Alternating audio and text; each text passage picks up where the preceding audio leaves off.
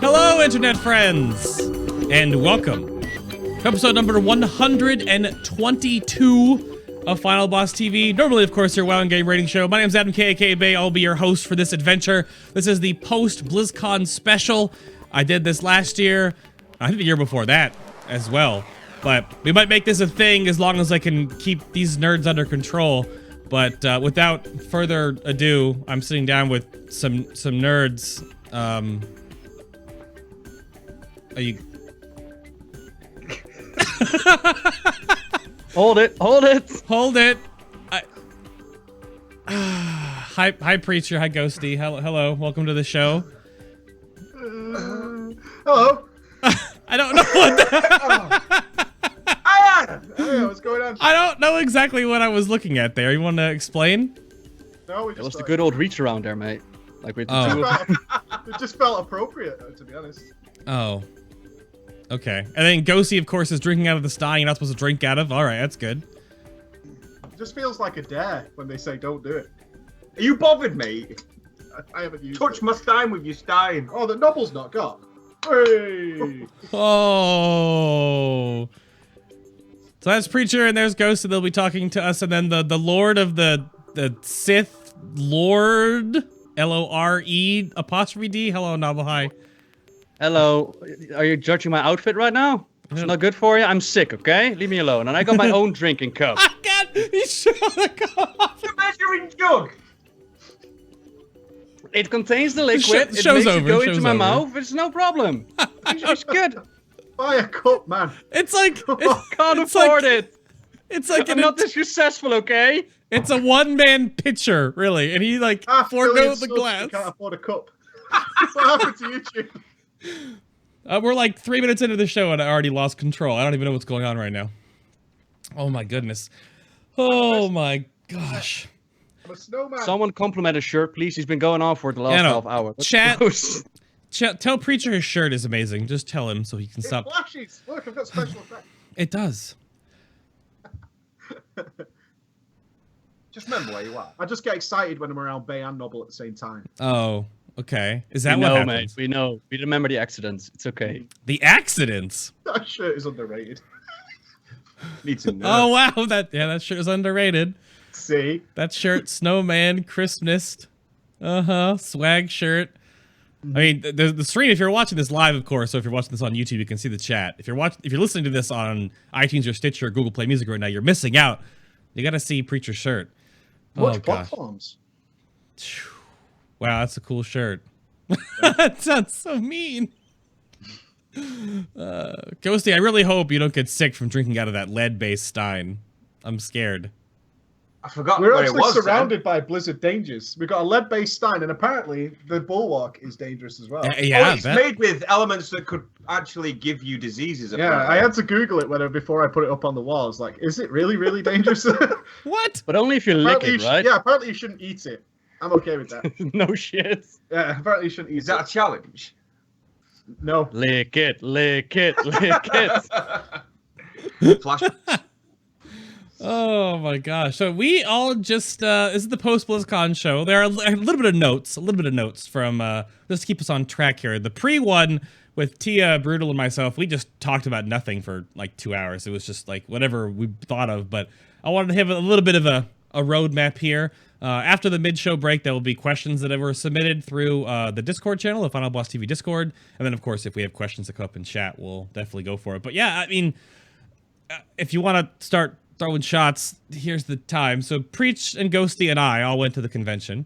And then Nobbel stayed home and just took long baths while drinking wine out of pitchers when we were gone. So I wish. Out of measuring jugs, mate. And now Yeah. he's sick. Joke's on you, Nobbel. yeah. Look, some of us got to do work. Come on, now. We can't only celebrate holidays. Oh. Some of us have got to milk that. Milk that while everyone else is away. I mean, not to like... Fellow Malorn. What? Huh? Can we not just get along? No, we cannot. Jesus We got a Christ. beef. Drama Yeah, is You've good got for a big YouTube. Quitter. You're Yeah, a it is. quitter. Can't you see what tearing us apart? I hate Yeah. it when my parents argue. Drink your lead-based drink. I know. So I don't know. Like, well, Nobbel says he stayed home to make videos, and I was giving you shit when I was actually at BlizzCon. I was like, Nobbel's made one video the whole convention. One. Bellular made like 12. Oh, Bellular was all over it. What are you He was talking like, about? Here we go. I made one video about BlizzCon, yeah. Yeah. Not one video in total. No, you've And had it was other more videos. about the traveling time than the actual doing the work thing. Sure, to of be It was course. a shame, though. It was a great time. Mm. Yeah, I was drooling over the videos that you all made with all the beautiful moments. So go on, tell, how was the con? Or are we not there yet? No, absolutely. Yo, Preach, Ghosty, let me go through your spiel. You just had your web show yesterday, but please, what else you got? How was the convention for you Yeah, both? we played BlizzCon a little very different to most people, I think. Well, that's what we really It felt found out like this it time. when we yeah, bumped it into felt the like others that are that. doing We it. planned nothing. We got asked to do a few things, and we said no this time round, so we didn't want to be anywhere at a certain time. So what we did was walk in, say we're here, and we'll be around there, and that was it for about 2 days. We never got a chance to walk anywhere. We didn't see any of BlizzCon until day 2, essentially, just meeting people, hugs, lots of hugs and Lots of cuddles. hugs, mate. Yeah, it Lots must have of hugged and cuddled about 1,000 people we were looking for as well. We were there, so that was just amazing. That's all we did. That was our BlizzCon. Yeah, there's a small clip of that and the B-roll leading up to the little interview that I did on the base take for day 2 with you two. Is that like the totem powwow, and like you guys stopped. I was like, all right, I'll wait here for the two of you so I could interview you guys real quick. We had to like go off to a separate area. I show it off in the video, but you stopped, and then there was group people, and then you moved to get to where we were gonna interview, and there's another group of people, and then like you couldn't migrate without getting little groups. No, it was like that constantly. It took the most infamous part for me is I tried to get a drink for over an hour because we'd been in a group for 2 hours. And I just said I just want to get a drink, and it took me an hour to walk from the balcony to Hearthstone, which was about 100 yards, and I couldn't make it. I just had to turn around and go back. I hated you for that as well. Yeah, because you were dying for a drink as well. He came back, it'd been an hour, and it's like, where are you? I was like, I can't get a drink. It's just not possible. But we weren't complaining. That was the only reason we went, and we did that from morning till about 3 a.m. every day we were there. That was basically all we did. But that's the best part of it is like you do this like without a schedule. You basically, we're going to be here. Just come and say hi. We'll take a picture, get a cuddle and stuff. And it's not work. It's just a laugh. It's bants. It's people immediately break the ice when they see how stupid you are. So they're not afraid to come and see you. And then it was a lot of fun. Yeah, we had no rush to be anywhere this time, which was great. Like last time we had to be at the YouTube booth, and then we had to go see some other people, and then we had to go do this and that. And you're always kind of like talking to people, but at the same time you're saying, I've got to go though. So bye. And it's never fun. So this time we booked in for nothing and had just a great time doing that. Yeah, no, it's a wild ride. I think this BlizzCon was, and we'll get more into this in a moment, but this BlizzCon it didn't really have any like announcements. It had an amazing panel, which again, we'll hold on for that for a little bit for World of Warcraft, but because it was like a big celebratory one, is that 25 years of Blizzard, 10 years of World of Warcraft, like very, like it was very just like revelry. Like everyone was just having fun, just like hanging out, doing just tons of just bumping into people. It felt very just like celebratory to be there. Where we weren't like we weren't a buzz. Like last year we were a buzz about Overwatch and we were a buzz about Legion before that. Like there was nothing like that in the air. It was just fun to be there. Yeah. I think everyone was in such a good mood because right. The Warcraft panel was so early in the day. And after that, everybody was just so happy for the rest of the weekend. It was just, that was what set the tone for me. Because the opening ceremony was a little weak. I wasn't that into the opening ceremony. The Sombra thing was cool. The opening ceremony was saved by Reinhardt, mate. Yeah, we met the Reinhardt guy during the opening ceremony. Darren DePaul, Darren DePaul, which was really cool. But the opening ceremony felt a little weak. And then after that, it was the Warcraft panel almost immediately. And after that, that's when the mood really picked up and the whole weekend was hype. It was just very, I mean, you watched the virtual ticket, Nobbel. So what did you feel when you were watching? Because I don't know how, I've never watched like the live coverage and how they cut between stuff and like where they go between panels and where they go between stuff. What was it like? Did you get the feel from like the live show? Was it that good, or were you just kind of like watching it in the background? Like, how does that even work from that perspective? Well, like I mentioned last year, if you actually want to see the panels, you want to get the virtual tickets. Because at the con itself, I found that getting the information is not the best situation. Last time that I was at the opening ceremony, like last year, there was a guy with a camera in front of it, to which I was like, you got a virtual ticket. You can look back at home in the best quality. And the information, like nobody really expected much from Warcraft. At least I don't think a lot of people expected it. The opening ceremony was available for everybody for free. And after that, once the Warcraft panel came out, for me, I was surprised with the actual amount of information that we got from Warcraft. There were a couple of tweets from the Warcraft community members. They were like, keep an eye on the Warcraft panel. There's going to be a lot of information, especially for the end. So make sure to stick around. To which was like, okay, you're building up the hype. Hopefully there's something coming. And then when they just started dropping information after information after information, it was just beautiful to see that there was that much already planned for Legion and coming for Legion. It was great to hear, as well as that they're working on a new expansion, which was also nice to be seen confirmed. But watching it from home, for me, the experience it's the second time that I watch it with the virtual tickets.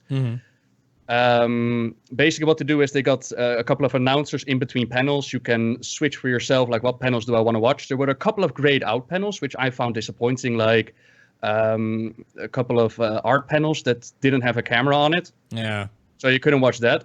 But at other times you could just tune in whenever you like. You can push it back and forward. And the only thing that really stood out for me was the announcer at the contest. That was just, I was shaking my head. Oh boy, it was so bad. We missed that. How bad was it? That just before you do it, like our only knowledge of that guy is Doobs from a series of internet shorts called Jake and Amir. Tom Middleton's Yeah, he's so funny, but all I heard from him was that guy ruined the cosplay. Well, was it the cosplay? It was, wasn't it? I think it was the cosplay. Yeah. It was cosplay, film, and songs. It's a style of humor, so you gotta enjoy it or not. And he already tweeted out that he's not coming back to BlizzCon. So apparently the backlash that he got online was so heavy that he's like, I'm not coming back. Was he taking the piss out of them, but not in a funny way? Well, like he was for too me, cool for it, or what? I didn't like the jokes. He came out and he was like, I'm not a Blizzard gamer. I don't know any Blizzard games. And I'm like, I don't care. And then he came out with like Donald Trump jokes and he did penis jokes. And then he was like, okay, I don't know what to say. And so I'm just going to go joke after joke after joke and please laugh at me. To which there was this crowd in front of the audience that was like, ha ha ha. And I'm like, why are you laughing? But apparently they found it funny, which was great. To me, it was more like, I don't care. Just get to the contest. I don't. It was forced. Funny. Didn't need to be there. Yeah. In my opinion, I personally like the guy that was before, like last year. But again, it comes down to your own personal taste. But I think when you go into the Donald Trump jokes, or you go into penis jokes when children are watching, it's not the audience. It's not even that you're not a Blizzard gamer. It's just this is not the crowd that you're talking to. And also, just the idea of they are gamers, so they require different humor. It's not required. Just drop something else than those kind of jokes. In my opinion, again. Fair enough. Yeah, I heard. Yeah, we missed it. Like I say, we didn't get to watch anything while we were there. We saw the Overwatch final, but that was it. I was listening to stuff like up from the media lounge or when I was walking around or whatever, hearing bits and pieces. But mostly I got that feel from just Twitter. Like just looking at everyone like just posting like, get on with it. Can we just get to the cosplay? Like, is he still making jokes? Exactly. Like it just and then kept you gotta wonder, going. like, yeah, you gotta wonder, is that because he's getting into his ear like there's some problem in the background, or it's not organized well, or was he supposed to have material ready and it just wasn't there? And you don't really know that, right? You don't know how the whole background situation works there. Yeah. It just people said the same about Panzer, but I thought she was good. I thought Panzer was amazing in my opinion. Yeah, I thought she did a Really fine damn job, good. to be honest.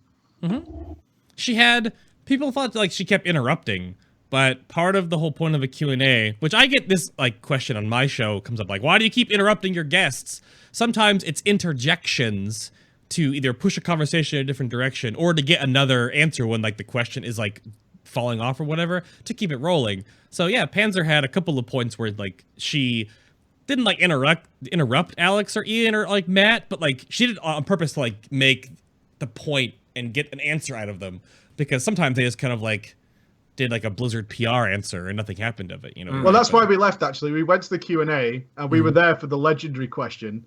And it was so glossed over, we just were like, okay, they're not going to answer anything serious here. We're out. Let's get out of it.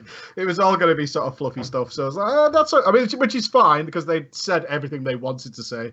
So once that happened, we were like, we're okay. We'll go and meet some more people after this. I get that they have to vet the questions, but it's like it felt like an opposite of a talent show where they take out like not so much the best questions, but the most sort of like penetrating questions, and it's all sort of surface level questions that are easier to answer. Yeah, they were just glossy. But on the same token, I did want to see the more pressing matters that everyone in the community is feeling about. Yeah, but there was no way they were going into legendaries. No. There's not a chance. They're like, nope. Yeah, that was a couple. It comes down to the questions as well. But I think when it comes to Panzer, like a lot of people in chat room mentioning as well, like I just don't like the personality, which is a fair thing. No, but I think when it comes to asking how the questions were asked, and especially asking through when they tried to dodge questions, and I'm talking more about the lore situation because like legendaries were not mentioned. I think she did a fantastic job, way better than I ever could on such a stage. But yeah, again, it comes down to how you feel about it personally. Well, there you go. Right? That's it. There you go. That's it. It's also difficult too because I bumped into her after in the media lounge, and there was like they give you all these like predetermined questions, but even some of them are like repeats. Like whoever curated the questions didn't double check to make sure you're not asking the same question twice. Because that always, if you're the host, if in her position, if she asked the same question twice on this giant stage, and she did. Like, you feel bad for her, like it was her fault, but it's not her fault, because she didn't set these questions, she was given to her. So, like, there's always this thing every year where they ask questions, they're just like, really? This question? Yeah, I mean, we suspected that. We actually didn't even get there on time. We were meeting people, but we weren't, like I said, we weren't in a rush to get anywhere. So when a break came in, we said, we'll head to the Q&A. We stayed there for about 20 minutes, and then we just thought, it's not going to be anything we want out of this, so there we go. We just left it there. But it was fine. Some people seem to be enjoying it. Especially, I thought Nobbel would have liked how do the Blood Elf Paladins get their energy from Argus? The Sun. Yeah, I like those questions. Yeah, I bet you did. But Dan, for me, I really enjoyed really? that. Someone said, though, after the Sunwell, that they don't depend on the Sunwell's energy. Is that right? I don't know. I don't know, mate. I don't recall that question. I think it was something about how do Blood Elves get their power if they're way away from it or something. No, that's what I'm saying. Yeah. And then the answer was, like, after the whole Sunwell thing with killed Jaden, they're not dependent on the Sunwell anymore. That's what someone said. Oh. I would have to re-listen to the Q&A. Yeah, I know. I would have to listen to the Q&A again. I didn't really pay attention to that one. It just seemed obvious, like, okay, you're playing the game, so if they're going to tell you Blood Elf Paladin, you can no longer use your abilities when you're away from the Sunwell, then, yeah, it doesn't really work out. You just die when you go through the portal. It's like great. The end. I would laugh my ass off if that was the case. I think that was brilliant. I mean, it's fun. It's fun that they have those questions that they answer, like the RP community's concern, because they're a very, very small minority. But at the end of the day, I was just like, next question, please. Well, that's fair, but I think everybody knows you play WoW differently. Everyone, absolutely. Yeah. I think when it comes to the information that you guys are looking for now, we got like the dev Q&A going on, like a similar thing that they have for Hearthstone. Only now they sit down to reply to feedback, which I absolutely love. I love listening to those. Yep.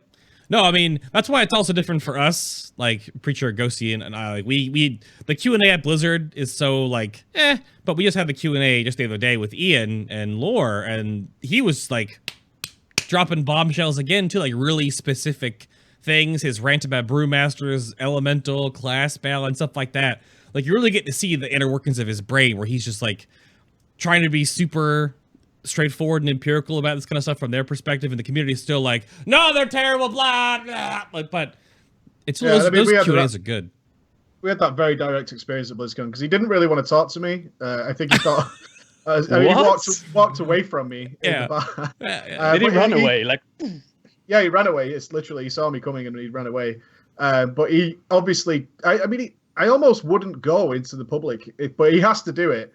Because all he got was constantly being told how to fix WoW by everybody who was already drunk, was full of beer, and now I'm going to educate you on why WoW needs fixing. And when I went up to say hi, he definitely thought I was going to do the same thing, probably with a big essay of questions to bring him. But it wasn't like that at all. It was like, you had a great weekend. You know, we had a good chat, and then he totally changed. He was fine to talk to us. But the best conversations we had were actually with the devs who nobody knows. Because they were like plain clothes, we were saying. They were like plain clothes. Nobody knew who they were. And they were also obviously having a good weekend. And those were the guys we really got to talk to, which was great. They were absolutely tremendous.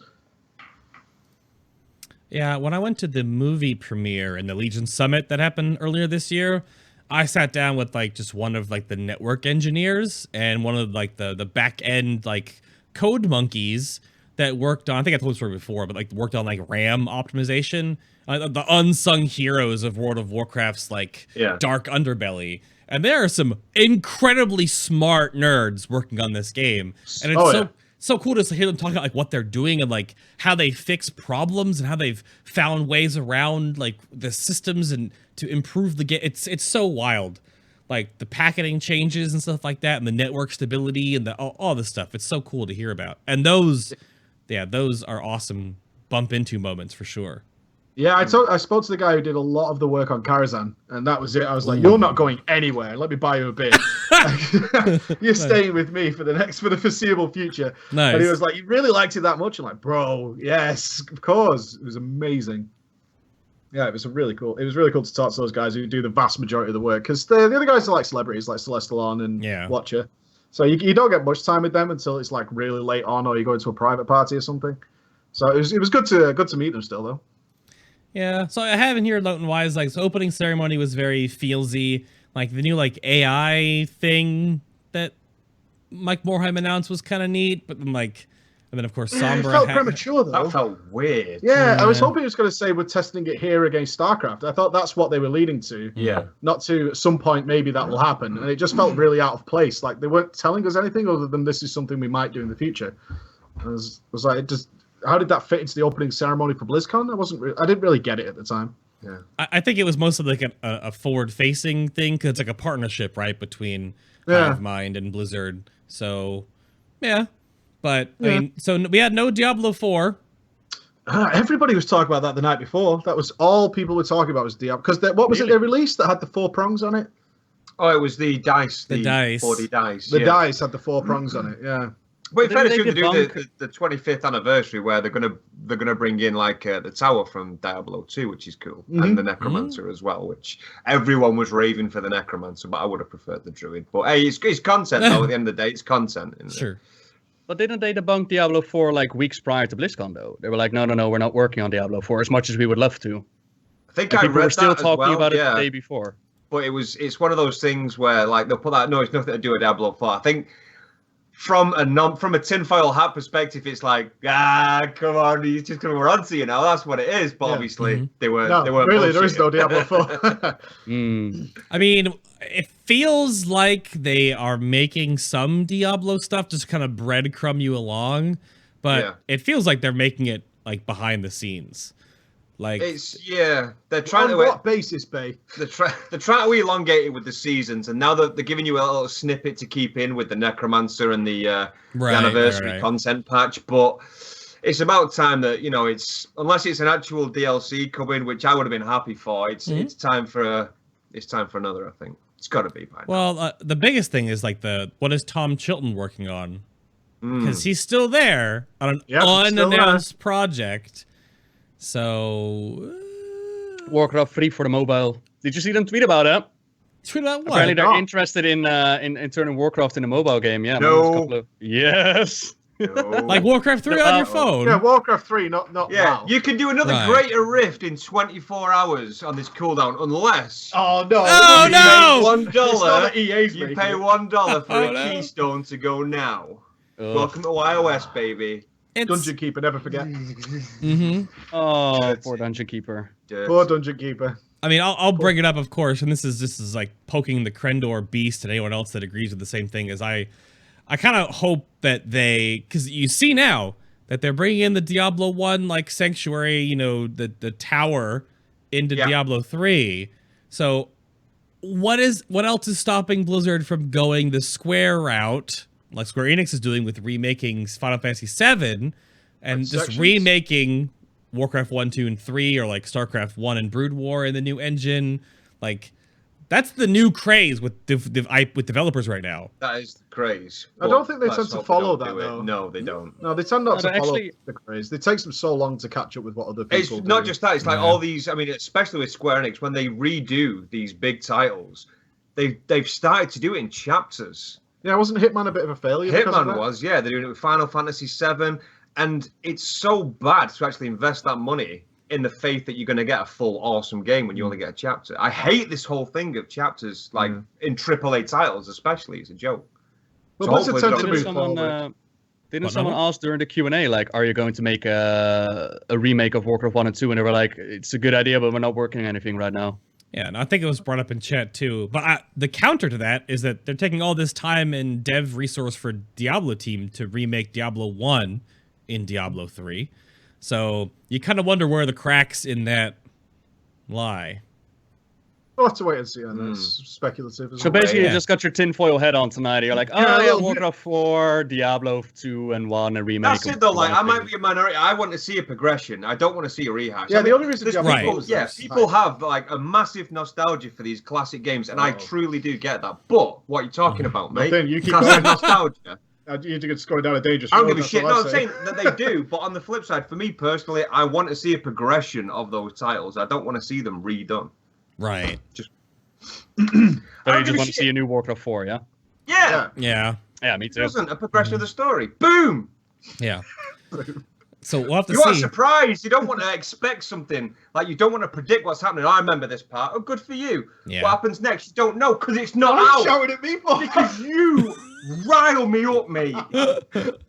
Have you seen how much the NES Classic Edition is being sold for, though? On the Holy eBay? crap! Thousands! Off a shovel. Yep. That thing is sold out everywhere. And it looks Yep. so cool as well. Yeah. It looks so cool. Member NES? Member Zelda? Go Yep. play it now for $1,000. Yeah. Well, it's like $200 for the actual console, but they're all gone, like in a day. Bucks. So No, $60 retail, but it's being sold on eBay and all that Oh, yeah, for yeah. 1,000. right. Count fee. We're overloaded with consoles at the moment. Yeah. Oh We well, yeah. bought the You Switch though. The guys. Switch looks great. Oh, yes. Absolutely. The Switch looks fantastic. So I guess I'll move us along. The only other thing I had in here was the Hearthstone expansion, which I'm like, cool. We played it. I can't, yeah, I can't played wait it. for it. I love it, the tri-class Yeah? card idea, and the fact that it's.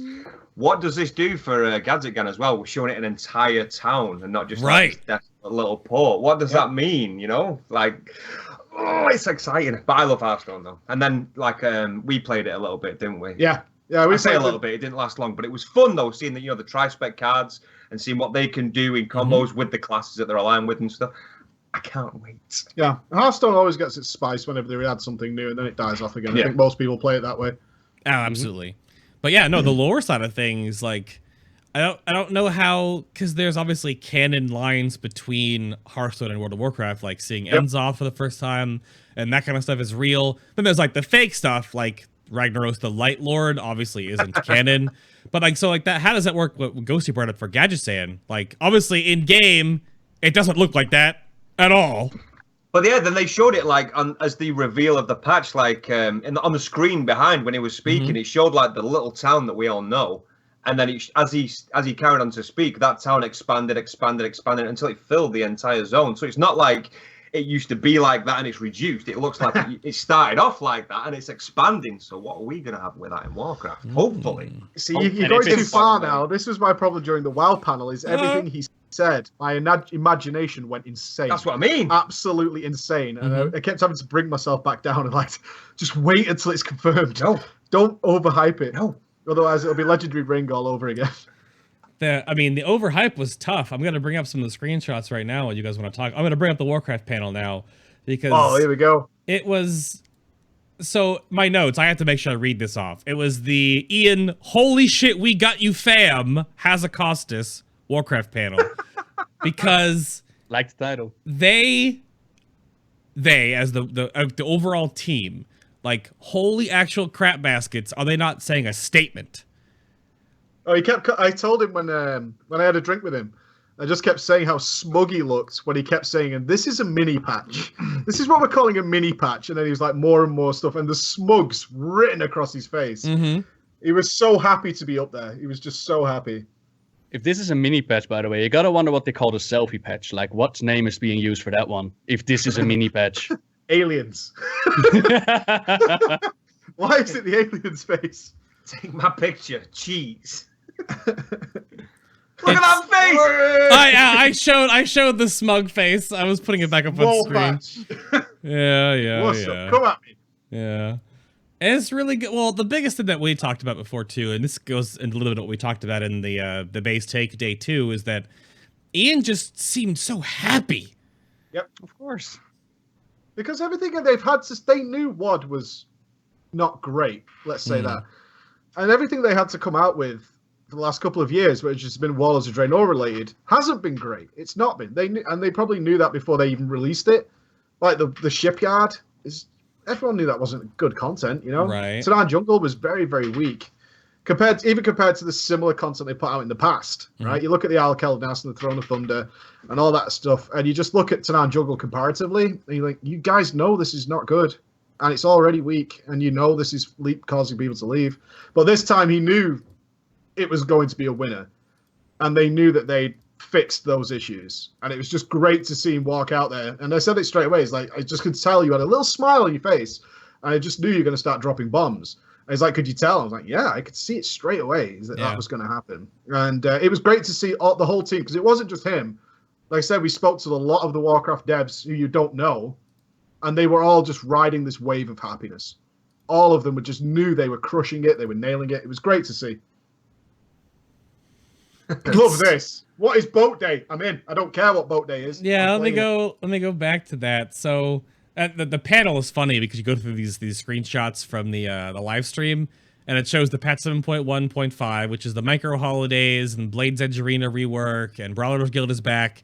And then of course, when he's talking about examples of these holidays that are adding in, Boat Day is a separate slide. Like he added that after. He was like, and then Boat Day. Boat Day. So good. What we need to take away from this is them. I mean, the strangest thing actually happened is we made a video before we left for BlizzCon, and it heavily revolved around them putting the fun back into the game, because the Broken Isles is a miserable goddamn place. Everywhere you go is misery and hell, and it's nightmarish, literally in some places. Where's the fun? Where's the silliness? Where's the Harrison Ford jumping around? Where's no one rides the lady? Where's that typical Warcraft stuff where they were just doing goofy stuff? And then Karazhan came out, and that had the goofy stuff in it. And I remember this is what the game used to be. It used to be really silly. And Mop's a little silly, but not quite. It's not really there from the old stuff, for me personally anyway. And then they came out with this, and we're just going to get really silly with it. From Boat Day to the brawls, the PvP brawls. Is it balanced? No. We don't care. It's just about having fun. And I loved all this stuff. Did you just say Mop is a little bit silly? Yeah, I did. I found Mop trying to be silly, but not in the way that I felt Warcraft was silly. Was it Doobs silly? Yeah, there's different levels of silliness. Like, it never really got me. You were just not amused by the Pandaren, is what I'm getting here. You did not find it funny. No, not really. I find the Pandarans funny. There was a light Ook airish. in the Duca, stuff like that. There's a difference between Ook in the Duca and a chess event. In that level of silliness, for me anyway. There's, that's very obvious, kind of like ha ha ha.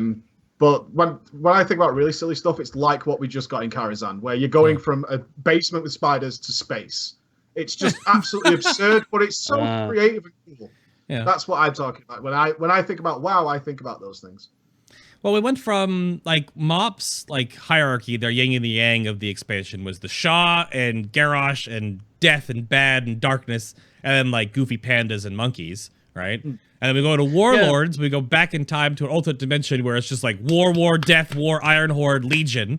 And now we are in Legion where it's Legion, death, Tauren are dying, find the baby Tauren, and then there's nothing that Thunder Totem's the key example. You go there some days and their houses are burning to the ground. Yeah. You land there we're all dying. Help us, and this happens to us 3 times a week. Or you land there and it's like, there's a world quest here, beat the shit out of these drums. I don't know what that drum quest is about. It doesn't make sense. Idea what it's They're about. running around like a Karazhan instrument. It's like, But that sums up Legion for me. It just lacked that fun. They always felt like the Blizz devs were like us, and they were inside our jokes, and that's why they had the I'm on a boat achievement in ICC. It was just these popular little memes and stuff at the time. And Vanilla WoW is fraught with that stuff, as is TBC. Wrath's got a lot of it, and Mop kind of went a different way, almost more in a more childish, sort of simple way. And then after that, it was just doom and gloom, until now. I get you. Yeah, the reason why I'm asking is that a lot of people are they bailed on Mr. Pandaria because it didn't seem too serious to them. It was too childish in this case. So I guess it's the definition between childish and actually being silly, I suppose. Yeah, sure. Exactly. I mean, silly might be the wrong word, because that sounds childish in itself, but it's just more like the goofy humor that we all share between each other. I mean, some of it's childish, but it's usually not. It's not kiddie childish. It's like someone threw all their toys out of the pram and thought, "Oh, you didn't think I was funny? Then fine. This is what you're gonna get."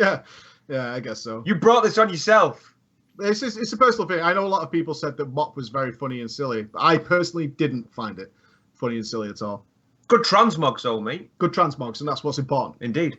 But now they're throwing that back in, and they're saying things like, I think a lot of things that I see are people getting bogged down in like the mechanics of stuff and spending a lot of time thinking about the minutiae of the game. And it's because we're not having a lot of fun and doing goofy stuff. Like, is there any points of boat day? No, there isn't. But it's going to be fun. It's going to be well fun. Yeah, exactly. Is there any point to being a Stormwind Guard?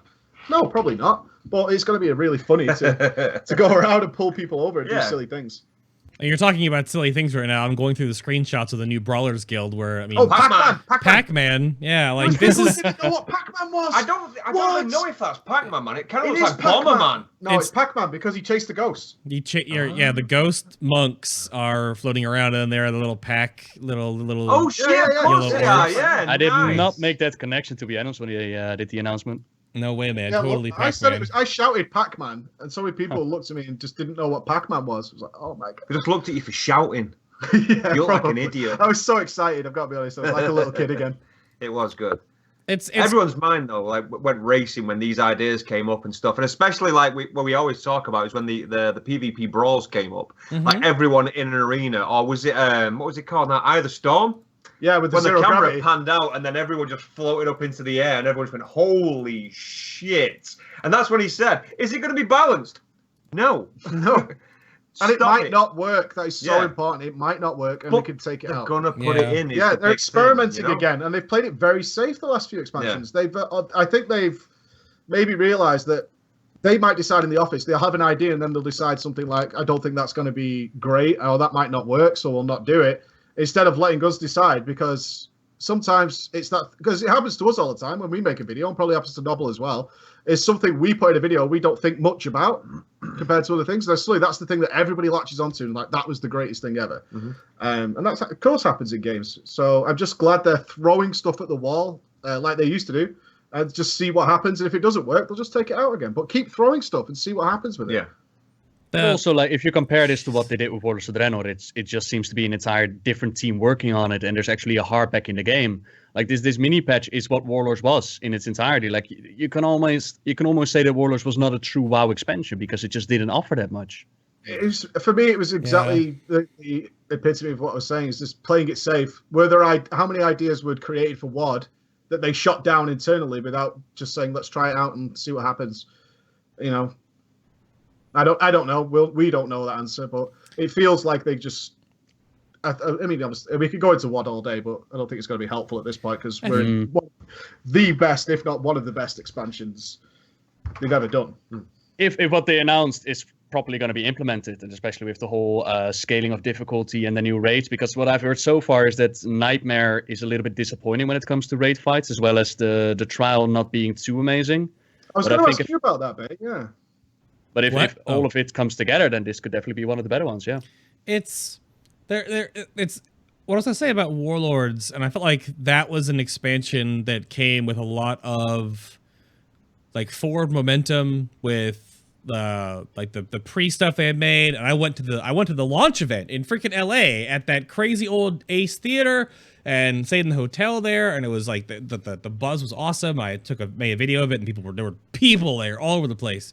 But that was the time that the Titan project was dying, and they were bringing like 150 new people to make Team 2 like over 300 people large. Like the training, they had all this stuff done, but then they realized that they couldn't keep working on Warlords, but they just moved that people to Legion immediately. So I wonder how much of this Legion stuff has been worked on and been like iterated on now for like well over a year plus. So we're getting this huge swath of how like an expansion should feel. Like the micro patches make a whole lot of sense. Like a major, minor, major, minor. Like that's how it's supposed to be, right? But all these little things. Like Mop, right? Mop was that way. Mop had but so Mop very, had very similar to that. Mop had like one big patch, and we didn't have anything for like 6 to 8 months though. We didn't have like these 0.5s on purpose that were just like, here's brawls, or here's the Brawlers Guild back, or here's more class stuff. Like, I don't think we had that.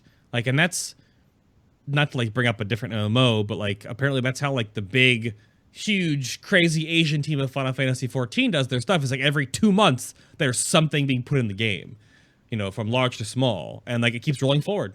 But WoW and Warlords, we had like the selfie camera patch and then nothing for like a year. Right? Well, you were not entertained? Right, speaks for itself. It speaks for itself. It depends on your perspective. That's also true, because now we're into Legion, and I don't know where you guys are at right now. I mean, I've seen people talking about, I see the top guilds right now are working on their 35th freaking artifact trait. Like, they're just playing the game and just grinding out Mythic Pluses all day long. And I'm like, I just hit 32, and I'm like, I play a lot of World of Warcraft, I thought. Yeah, I'm behind that. I'm 31, I think. But, like, now we're in this, oh my god, I mean, like, you know, a feed tube and like a bed/chair combination just to play WoW and just sleep and eat at the computer. Like, there's so much to do, but people are like mad now. There's like too much, like, is it content or like fake content to do? I mean, it's like stringing us along. Is there a lot to do though? Like at this point in time, I'm wondering, like, because the things that we've gotten from the start was World Quest that you can do for your artifact power. You've got your Nightmare Raid, and now you got the Mythic Dungeons, and now the Trial of Valor. But what exactly are you mentioning with there's so much to do? Like, isn't it the same things that you've been doing since start? I think the perspective on there is definitely different, because like for me, when I logged in on Tuesday when I got back after this reset, I was like, okay, I gotta do LFR on both my characters. I gotta do a Karazhan clear on both my characters. I have to do at least one Nightbane run on one character. I'm gonna do all my emissary quests every day. I've got to farm all the artifact power on the board every day when I'm logging in. I gotta keep up with my missions, right? I've got to also raid. I gotta re-clear Emerald Nightmare. I gotta clear and learn Heroic, and Trial of Valor is not easy. Like, no, it's not. No, it's not. So like, there's all these little things to do, and like, I think that's a lot for me. I mean, Nobbel, you're doing all the class campaigns and all the artifacts. What are you talking about? Nothing to do. Well, I mean, that's what I'm wondering. Like at endgame, we're talking about. For me, yes, I have done all the classes. I've leveled them all up. I've done the artifact quest and the order hall campaigns, and I love the idea of reset day. And I've got a blank slate of things that I want to do. But when I've done my 10 Illidan quests, and when I've done the emissary quests, and when I've done Karazhan and the raids, pretty much you're going to go into the circle of repeat for your alts, right? So you got to do the same thing for your alts. But doesn't that mean that you get burned out quicker on the content that they have right now? Because you mentioned like there's so much to do, but it's pretty much there is a set amount of things to do for one character, and then you just do it 10 times the same over, right? The thing for me on that is that Mythic Plus is so varied week on week, and you're doing so many different dungeons that it doesn't feel repetitive at all. Like once you play, I can say for me, playing high in Mythic Plus, just the changing affixes each week make the instance as if it was brand new, because you have to play it so differently each and every time. That for me, I haven't felt that. I haven't felt like, oh god, it's another Court of Stars run. It's Court of Stars with bolstering Tyrannical, and then that's like, oh god, and it's exciting as well as difficult. And you don't even think about the dungeon at that point. You think about how you play it in a very different way. And for me, that's the Mythic Plus system has been fantastic for making content always readily available. It's always sat there waiting to be done, no matter what time of day you log in, and always different. Absolutely always different. You could take something like Blackrock Hold and say a Blackrock Hold 10 one week and a Blackrock Hold 10 the next week are completely different experiences. And that's something that's kept it constantly fresh for me. Constantly. Oh, sure. And that's a different side of things, because you might not ever really do those. You might be a player that doesn't, like in chat right now, you might be a player that actually does Mythic Plus. You don't really do them. I mean, in 7.2, they're splitting Karazhan into 2 dungeons, giving them both heroic queuables, and making Court of Stars and Archway heroic and queuable. Yeah, fantastic news. They're seeing that people don't Mythic very much, Mythic Plus. Like, I do all the time. Like, I've already done a 10 and 11 this week. So, like, I definitely do, but many people probably don't. But the fact that they're noticing that and then expanding that system and giving they revealed some numbers. It was a huge amount of what they're doing for me is they created an environment over the last 2 expansions where you could absolutely play WoW on your own and see near enough absolutely everything, right? Which, depending on your perspective, is either good or bad for the game. But either way you look at it, is I think they're seeing that we have destroyed the communities on Realms. People are asking in one form or another for communities back. And Mythic is a great way of doing that. But at the same time, there are people who just don't want to do that, and they are being denied content, right? So what they've said now, or the message I got from it is, by January, which is when this comes out, is if you've not entered into the Mythic system by then, and there are absolutely tens of thousands of people who are making Karazhan groups with the numbers they released through the pre-made group finder. If you've not done it by then, that's fine, no big deal. Here's all that content for you. And plus, you know, at that point, if you've not done it by then, you're not going to do it, right? So we're okay with that, and we don't want to deny you content. But I really like that there's this staggered approach to saying, here's your chance, here's your incentive to try this out. Maybe you'll like it. Maybe you'll meet some friends. Maybe you'll get a better experience from WoW. But if you get to like January and you've not done that yet, fine. There you go. You can have it on Heroic, and you can do it as you want to do it, which is queuable, etc., etc. And then I think that's great. On that topic, by the way, 2 questions. One, do you feel that making it available for queuing just puts the problem off, as in people are just going to sit and wait until it becomes queuable instead of actually diving into Mythic? And 2, do you feel that Blizzard should do more than just gating content to get people together? And by that, I mean, I see a lot of feedback from people like, I'm afraid to step into Mythics, or I don't know how to make groups, or I get declined all the time. Do you feel that outside sources, like the Discord channel, for example, has been set up to get people together, should it be promoted and supported more by Blizzard? Okay, so question 1, I think that depends on what your approach to the game is. If you were already I've worked hard over the last 3 months to get people out of this attitude to just try it, because as you probably know, the amount of people who denounce raiding and denounce group content without trying it because they hear about nightmare stories, and they're always the ones that are blown up, whereas there are thousands of them going on every day where it is fine. They're either going to look at it as a deadline or the relief point. And it'll come down to what you want out of the game. If you really want to raid, it's a deadline, because at that point, your chances are going to dry up. But if you really don't want this experience, and some people are adamant, absolutely adamant, that they don't want to play with other players, then fine. You know, that's your relief point. That's where you're going to have a good time.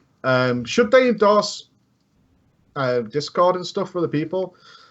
I think they have to be very careful about how much is out of their control. And Blizzard has been pretty open, especially recently, with things that they are not in control of and endorsing it. And I think they see that as, what happens if that Discord server, or they recommend somewhere, then it turns into, it gets spammed by race. You know what happens if they put things out there that's out of their control, or if it's moderated badly. I don't even think they could take the chance to do that. I really don't. I mean, so even we aren't allowed on the front page of, you know, the Blizzard thing, Battle.net. Because, 1, we swear too much, which is fine. But also, it's, you know, some of our content is just seen as it's outside of our control, and, you know, we say some things, especially with drama time, which it's not for kids, mate. It's not for kids. No, it's not for kids. You got to remember the game is for kids as well. So I think they are very, very against endorsing things that they are not 100% in control over, and I understand why as well. And what for me happened was, at first I wasn't really interested in the whole Mythic system. Like, gearing up for me, I don't raid, so what's the point, right? But then they introduced the whole Illidan story arc, in which we found out that if you get those soul essences from Mythics, just basic Mythic, 10 dungeons at a time, you got your questline each week. That motivated me, the story arc, and that's actually got me into the dungeons up to the point where I'm like, hey, this is a lot of fun.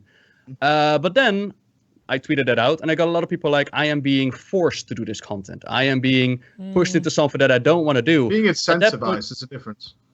Yeah, and I'm like, there is indeed a difference between being motivated to get somewhere and being gated behind something. And then I just wonder, like, what is there to do to get people into those Mythic dungeons? Because they are just the old heroic difficulty. There's not much else different than you got to form your group, you got to get in there.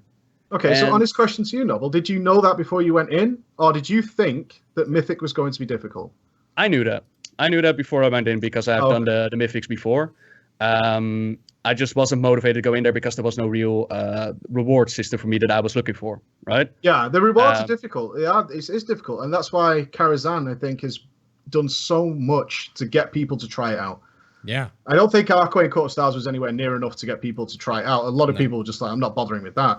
But the Karazhan, and especially the feedback that came from people like myself, which was, this is the best 5-man they have ever created.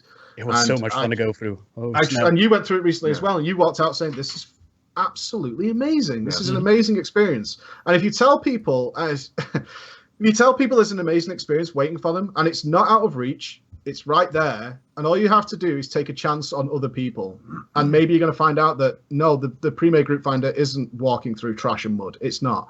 It really isn't. The amount of successful groups going on there far outweighs the amount of negative, horrible experiences you're going to have. And coming away with a different opinion is that maybe, you know what, I met this guy and I put him on Battle.net and we played a few dungeons together, and now I'm starting to get somebody I talk to when I'm online with who shares my goals, and that's how we all play. That's because I find it very hard when we're talking to raiders, because obviously I talk to raiders and casual players alike. I'm trying to explain to people because we play a very different game. So when I log in and people whisper me, straight away, it's like, do you want to do Mythic 10? We've already got a group ready. That's how I do my Mythics. Whereas somebody else might sit in the pre-made group finder and they have a very, very different WoW experience than what raiders have.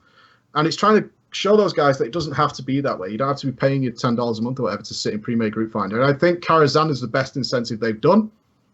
But I'm also happy that they're going to open that up at some point to the guys who know it's a great experience, but they're not going to do the Mythics. They shouldn't be forced into there. Because there are a lot of people who've been taught for the last 2 years that they shouldn't need to do that. And that's Blizzard's fault. You know what I mean? That's Blizzard's doing. Yeah, but if you want to fix that situation at some point, if you do want to go back into a community, like we weren't community back in the glory days because we were all so many amazing people. It was because we had to play with each other and we had to be nice. Otherwise, there was no alternative.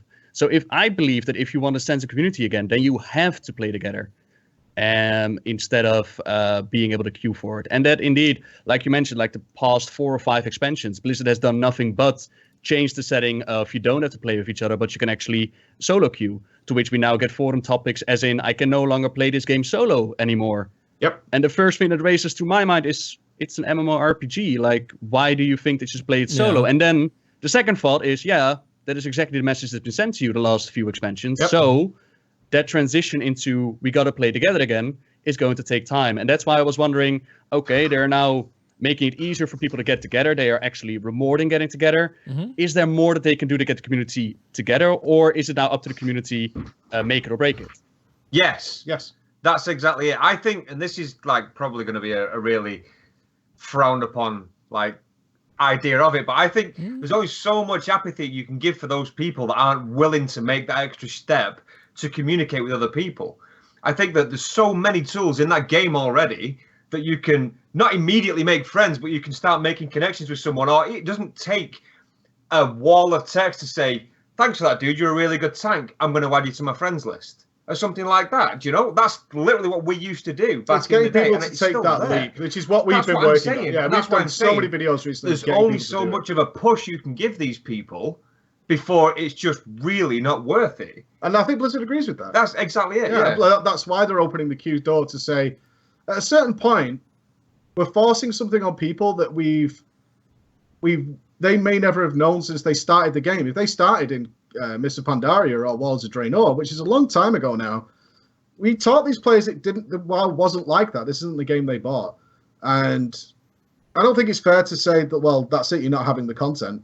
I mean, I've always been a fan of LFR. I support LFR, I really do, and I've done that for years. But I always think LFR should just be one tier behind. So to keep that incentive there to go and try and raiding, go and give it a go. And then at a certain point, it'll be open up if you don't want to do that. But in terms of what you say of like forcing it long term, I don't think that's beneficial to everybody. I really don't. No. I think at some point you have to give people the choice. If they flat out don't want to do that, it doesn't bother me that somebody's going to wait till January to run Karazhan Heroic. It doesn't bother me in the least. I don't think it's terrible for the game at that point. And I think they've done well to hold out as long as they've had in saying you can't go to Archway, you can't go to the Court of Stars, and you can't do Karazhan, and you can't do various quests. You can't do the quests in LFR for the raids.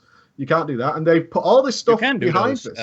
You can do a LFR quest, by the way. The only thing you can't do is the extra skin. The rest is just available in LFR. Yeah, that was the one. But people get that quest way before then, right?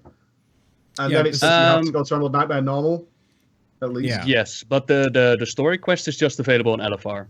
Oh, okay. Well, I remember a big fuss about it, but I'd already done it. It's one of those things from our perspective we don't find out until after, because we've already done it, and it's something we find out about after. But when you think about it, they gated loads of stuff off already, and they're giving a time when it's going to change, and I think that's okay. I'm okay with that. somebody mentioned, why is Nobbel being so negative? If you don't want to be given incentives to try all content in game and you feel you're being forced to do something, you don't want to do it, then maybe this isn't the game for you. Reinhard, that's not actually my argument. Like, I'm not arguing one or other side. I'm just inquiring what the other guys think. For me, the only thing that's in my mind by opening it up and letting people know, like, okay, it is going to be queuable, is the incentive of actually making those groups. Like, you're going to separate the player base. Your mention of those that are absolutely not going to do it can now queue up. I wonder if knowing that they're going to be queuable is going to prevent people from actually trying and giving it a go. Because in the end, for the longevity of the game, I think that something like Mythic, working together, playing together, a feeling of community, is way better than actually just queuing up and seeing the content. But the counter argument is if you wait long enough and then open it up, then everybody can see it. I can see both sides, yeah. Yeah, I have no issue with people choosing not to do that. I don't see why that's a problem. Also, people aren't looking for that friendship in an MMO. No, they're just quite happy to just go through the content on their own. And like it or not, that's the way the game's been for several years now. It's true. Absolutely, yeah. And it's wrong of anybody, in my opinion, to say that's not right. Well, in fact, that's the game they bought.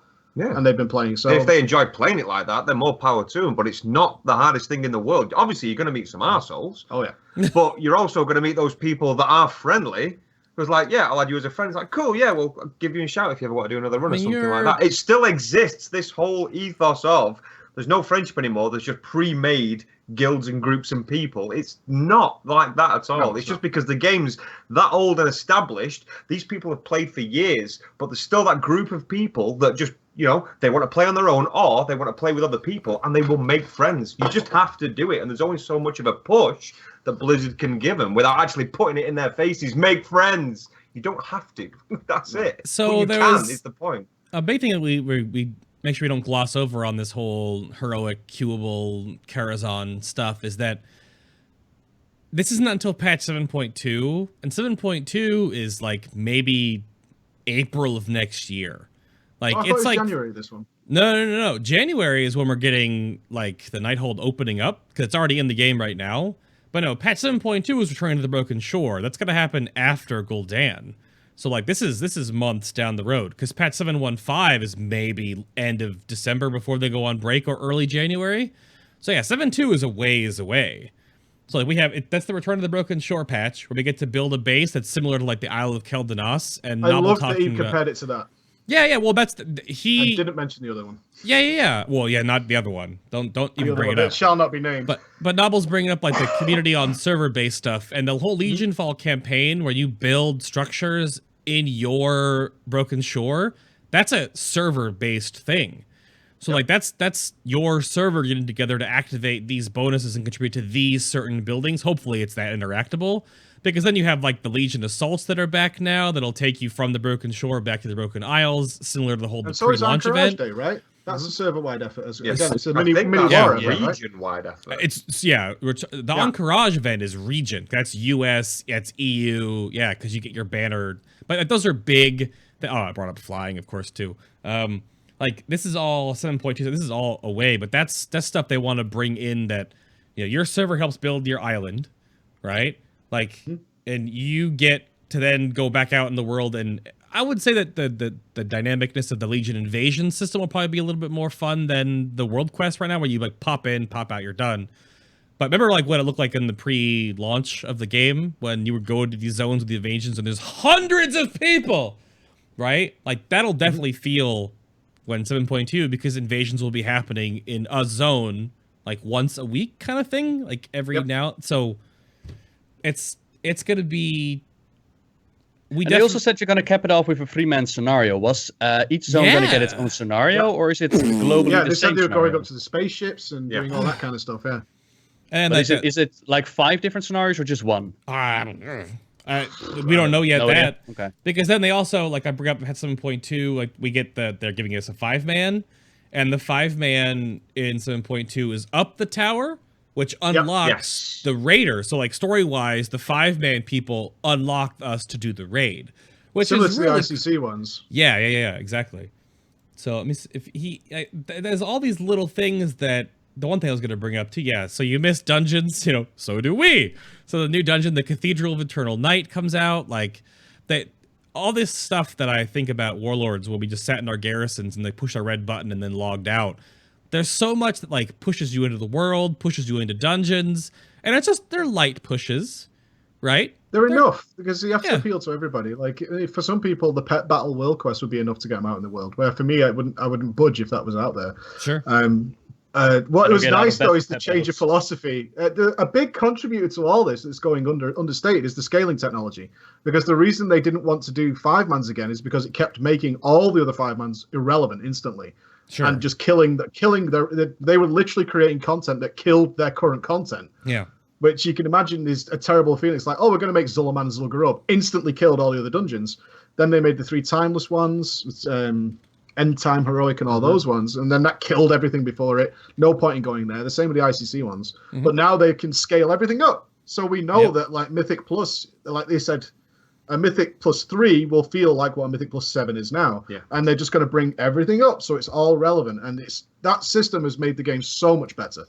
So much. I never feel like I'm really dwarfing content. I mean, I do now in my raid gear, but every zone being equal is always more interesting than going to a low-level zone. And now they're going to add that to the dungeons. I just think this whole scaling system where the game is constantly at your level, I like. I like it so much. And they also mentioned in the recent Q&A, for those wondering, like, what if I got to catch up? Apparently, they're also going to increase the rewards from normal dungeons, so that you can spend normal dungeons to catch up to the rest of the people, so that you can actually flow into the newly skilled heroics. Oh yeah, well that's so they're cranking up because as we get more and more gear, and as we're gonna have, and we already have confirmed 3 raid tiers in Legion, that if they didn't touch normal heroic and mythics, then we'd be doing like mythic keystone 24, like it'd be weird. So they're gonna be cranking up. Like the base mythic plus 2 will feel like a plus 7, and then mythics, like a flat mythic, will feel like a plus 3, and then heroics will be cranked up to feel like regular mythics now, and then normals will be like heroic. But then because the gear all pushes forward, when you become a new character, you'll jump into normals and then to heroics, and then you're caught right back up. And that's in any dungeon. So when the new dungeons come out, Karazhan, the same thing, they'll push everything forward with the game's evolution. So they the world quests are a great add-on to that. Because the gear's just going to go up. And exactly. And and there's more and more world quests coming out too. And once we have Argus unlocked, which is a whole new area, I'm sure there'll be world quests there too. The Broken Isle and the Broken Shore Assault, when we rebuild on that, that's a whole other hub of them as well. So that they keep rolling forward the game, which I think is a much better philosophy, because back in like ICC days, like once those 3 new dungeons came out, every other dungeon was shit. You only ran those walkover. Right. So, but I think it's nice that they're rolling it all forward with you. So even if you join the expansion late or you make a new alt like a year in, everything is still relevant. Yeah, it's not talked about enough is that when they do release big content patches like ICC, for example, and it came with 3 dungeons, a new raid, then that becomes kind of like the only content in the whole expansion, because it's killed everything else. And you can never be as fast as that, because you're only up to the speed of the current sort of patch cycle that you're in, right? Because everything else is worthless at that point. And this Legion has been a big step to saying, we can now have the technology, we now have the power to make sure that something we created on day 1 can last into the last patch we put out and still be relevant. Yeah. And now at the end of Legion, we're going to be looking at what, 10, 12 dungeons perhaps? You don't know where it's going to finish up, where instead of saying there's 3. Because all the others are a waste of time and nobody goes there. The queues take forever, blah, blah, blah, blah, blah. Now there's just going to be a whole wealth of content by the end of it. It's true. It's so cool right now. Yeah. Honestly, it is. And that's what I kept telling the devs. It's like, you're riding such a wave right now where you're just sailing because you're just making fun stuff. And I think the scaling technology is one of the biggest backers of that in making sure that nothing becomes useless. Sorry, mate. When he said we have the technology, we have the power. We can rebuild him. I thought of it, and then I thought, am I the only one who got it? And then someone in the chat put it. It's like, you can't believe you even glossed over that ass. It's a huge... I had a little topic here to go into that was called the content wall of Legion and Beyond, where I want to talk to you guys about like your plans for your channels and your shows and whatnot. I'm going to push that till afterwards, because I think we kind of like weave that in, because we've obviously gone over the fact of how much there is to do in the game now, which of course is on us and on you all to whatever you want to create outside of that, and your YouTube and your Twitch and your channels or whatever is up to you. Nobbel undertaking to do every class campaign and every artifact weapon, every story of every zone, all that stuff. That's on you. You're crazy. Mm-hmm.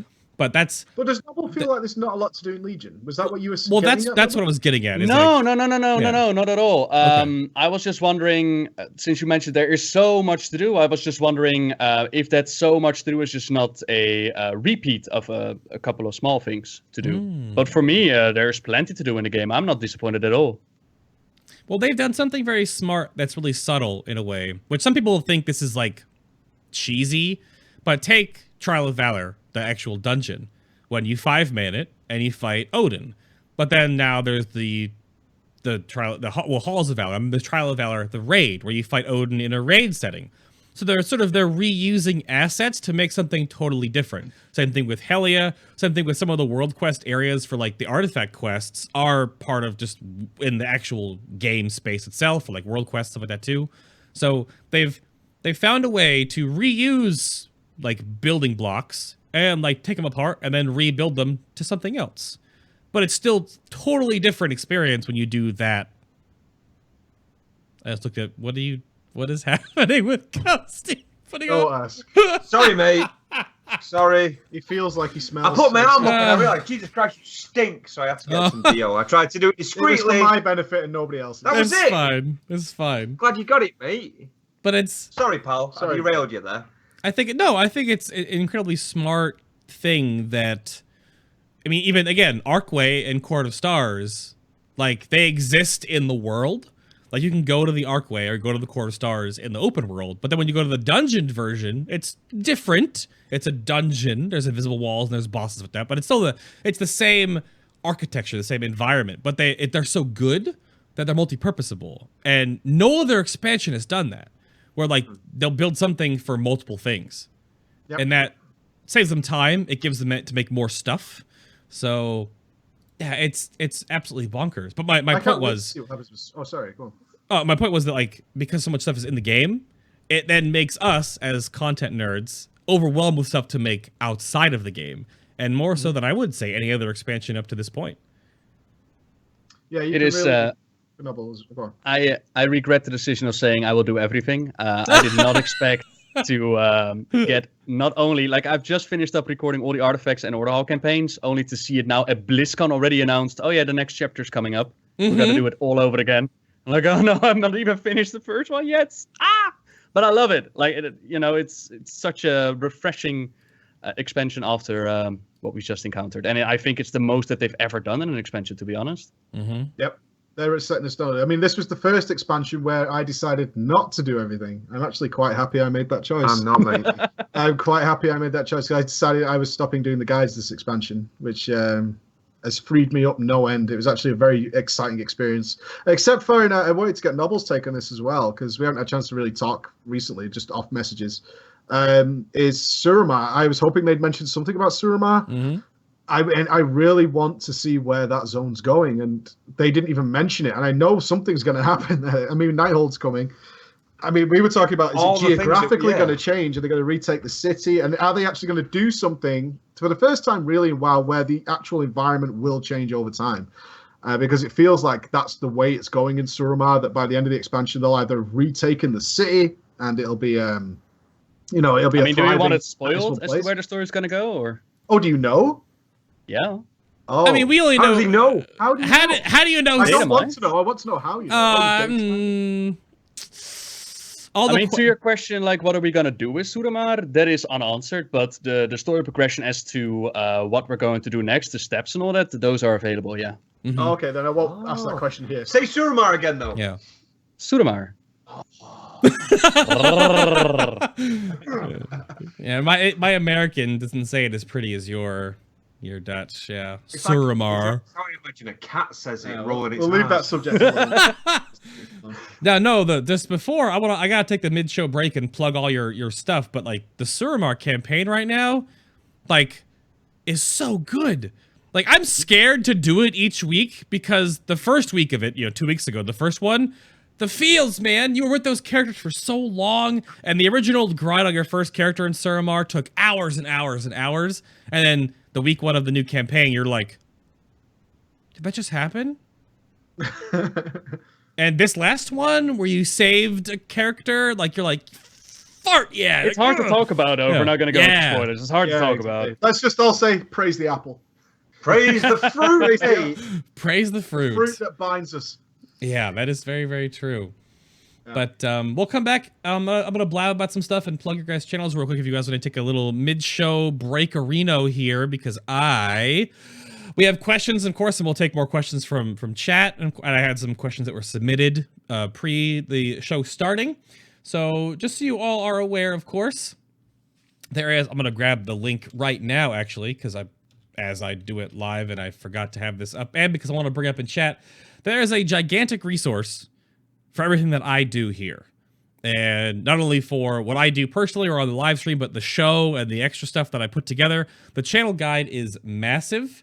It also has all the Discord links to the different Discord channels, a whole bunch of my friends and favorited stuff like this all on the side here, which is resources that I approve of. Of course, most of it done here. But the tabs on the very bottom, this will eventually be filled in, of course. This is the season 3 of the show. The Warlock show has already happened, of course. The Rogue show, different parts and pieces. The world first interview with Exorcist. Like, these are all available for you all here. Of course, the Nobbel and Preach and Ghost show right now with the BlizzCon special. But then there's, of course, the coverage I just did with BlizzCon. Like, this Google document guide, if you didn't know about it, it's got all lore stuff. You can go back, where was it? You can go back to the Legion's pre-BlizzCon last year special. Like, it's here from last year, too. See, they're right here again, episode 107, over a year ago now, well, ish. So those are all right there for you in the channel guide. I put together this thing. It's got some kinks in it that I want to work out, but if you're looking for a whole bunch of resources, either for the stuff that I've created or for anything else, please give that a looky-loo if you need to. And of course, if those are going above and beyond that are helping me out with supporting the show right now, holy crap, the resub train in chat right now, but I also have a Patreon page, which goes to support keeping the show running, doing live streams. There will be a huge Patreon rework coming up soon that'll have different reward tier benefits. Like when you make a Patreon, like a year later, you're like, I'm gonna rebuild this. There are some micro interview specials that I'm planning on in the future, where I hope to, with the spec interviews, of course, we have rogues, we have mages next week, and the hunters after that.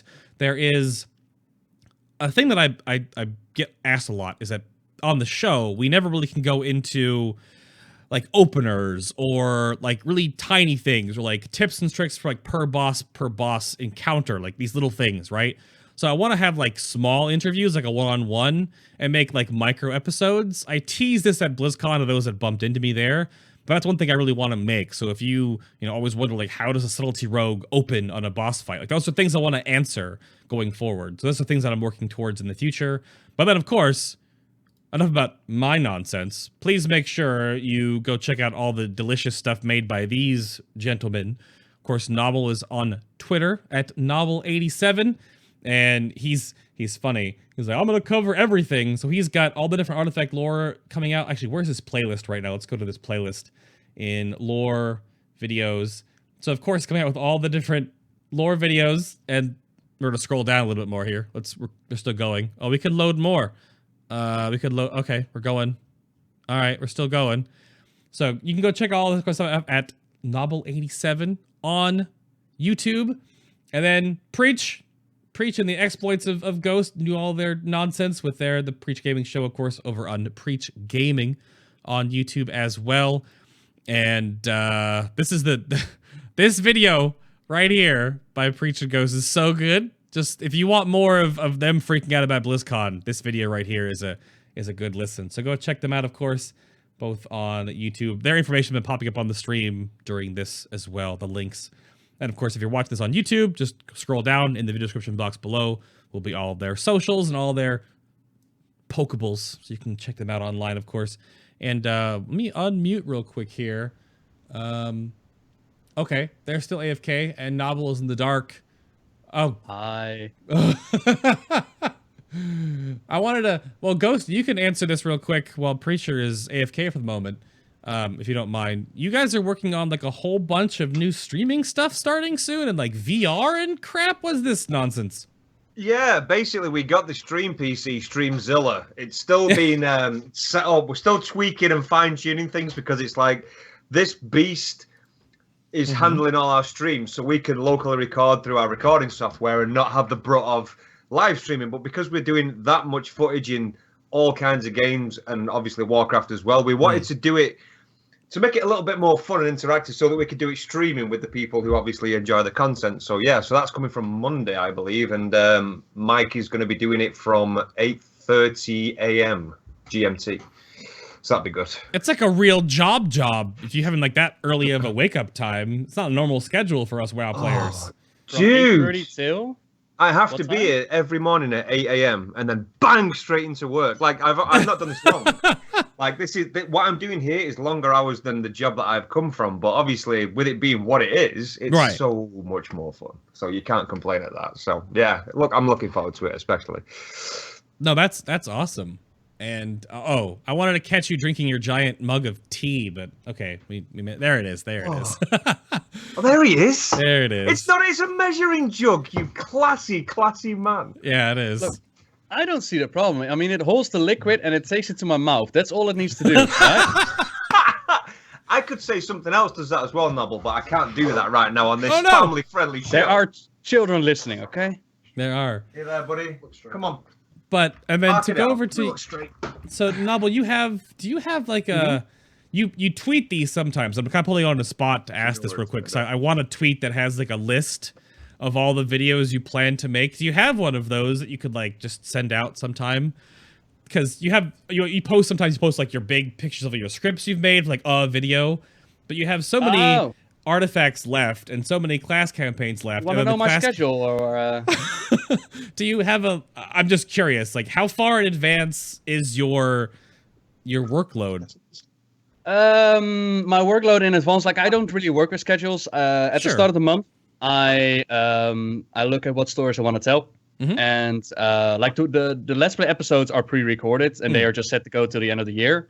At the start of the month, I count all the Hearthstone votes and I decide from those votes what Hearthstone videos I need to make. So I make a list of those, like 4 or 5 each month, every Friday.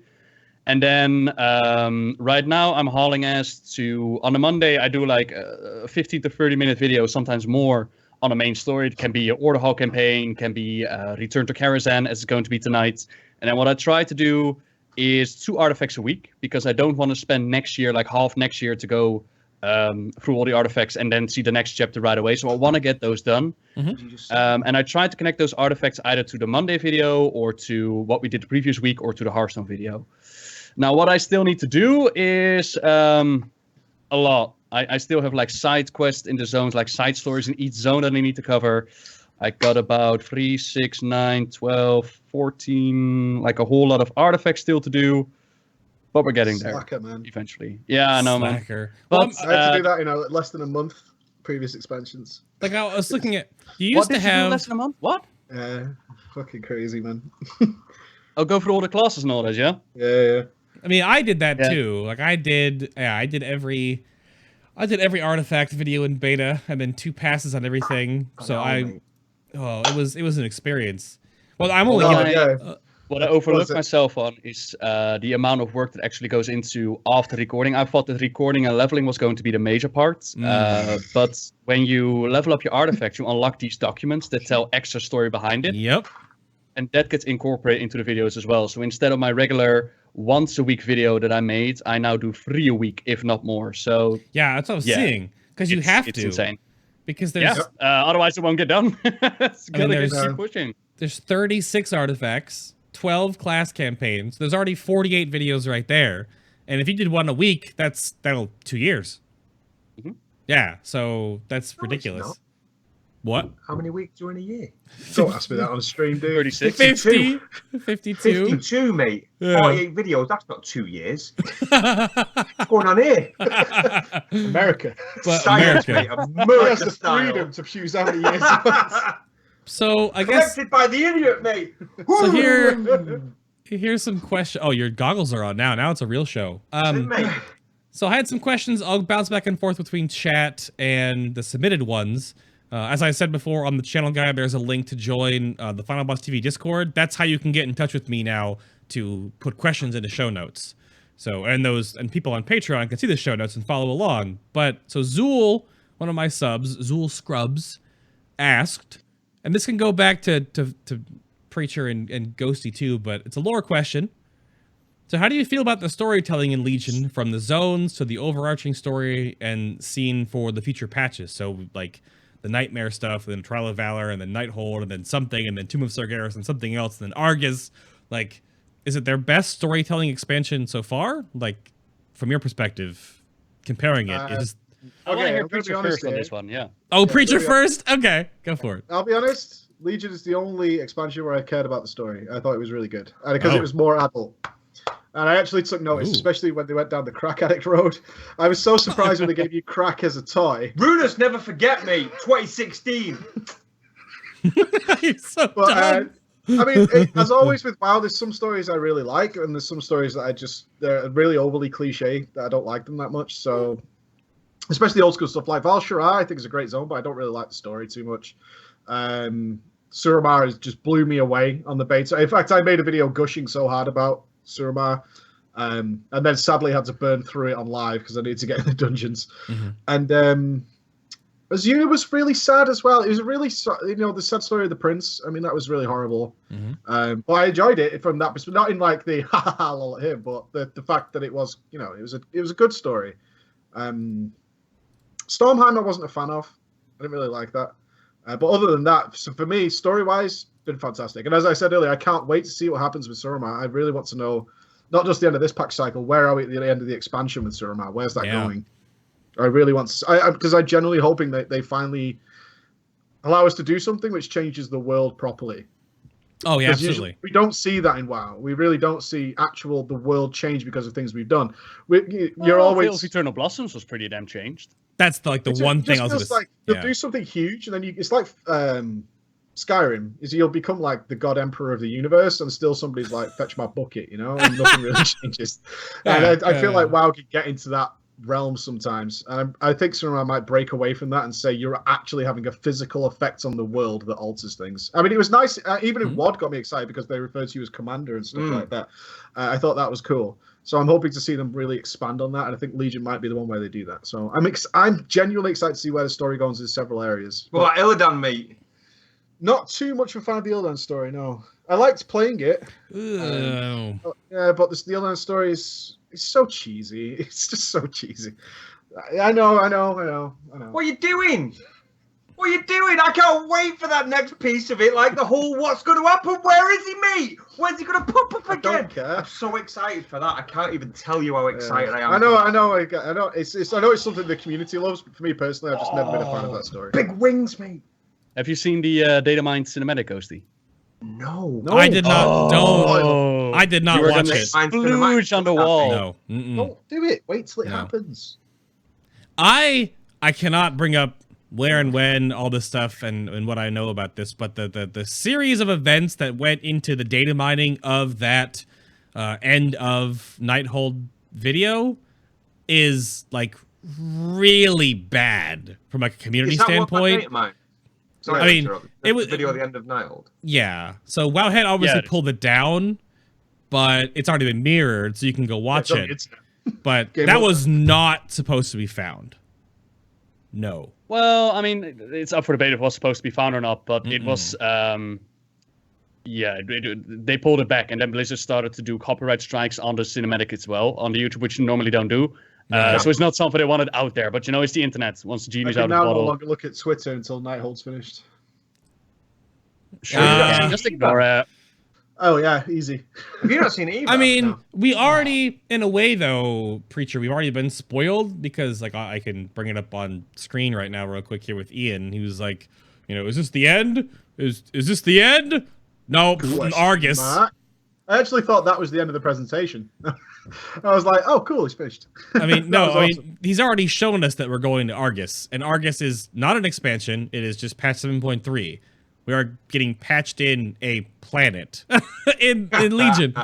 So like I that's think that's what he said as well, isn't it? We're going to patch in a planet. And the next announcement is that they've actually bought the rights to No Man's Sky and are adding it into the It's going to be awesome.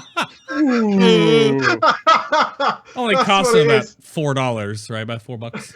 Yeah, that's all. Wow. But I mean, so Nobbel, I guess on that point, from you've done so much story now since really Wrath. What do you feel? How is Legion telling the story in the game? The way that they have presented the story is out of this world. There is more voice acting than ever. The cinematics are just improving every single time. There is music. There were outside comics, the Harbinger episodes, the accompanying novels. The way that the story presented can even get someone like Preacher interested in what's going on. That just tells you they are doing a fantastic job at actually presenting it and telling it. Yeah. The story itself, there are definitely some highlights for me. When you talk about cliche, and I talked about this with Jesse and Ross as well, Blizzard is really good at telling micro stories, but on an overarching story, it's a little bit difficult for them. Each expansion, you almost got to see the story on its own, and it's very difficult to see the global picture. Where the story is going to go, without really telling it, some people already mentioned like Illic Kerrigan. Yeah. There are some things that might be ahead, and Ghosty, I can see the fear on your face. You've not read the Illidan novel yet, Ghosty? I've not finished it, mate. I took it to America, but I've Yeah. not finished it yet. The Illidan novel has been out for a while now. Finish it, and especially the whole Naru questline that we've seen in-game. Like, Illidan... People always wanted Illidan back, but they wanted Illidan as we knew him. This badass, this not this guy that always does that is the uber hero, but this badass, right? The redemption, mate. The misunderstood Illidan, the edgy Illidan. Misunderstood. Oh, yeah. Remember, heroes, you killed Illidan, but that was very naughty. You should not have killed You shouldn't have Illidan. done it. You were the bad guys. I killed Piss the off. shit out of it. He absorbed all. If loved you've it. done that quest line where he absorbs all the Moonguard and is like, oh yeah, we should Yeah. forgive this guy. He's not bad. And then when you look at the Cenarius quest line where Cenarius sends him away instead of, as the original story was told, where Illidan was just not a druid. It was just not meant for him. Yeah. They are trying to make him look better than he was. And for me, Illidan was perfectly fine at the way that he was. This is He not can come canon. back. Sorry? This is not canon. Hand shot first.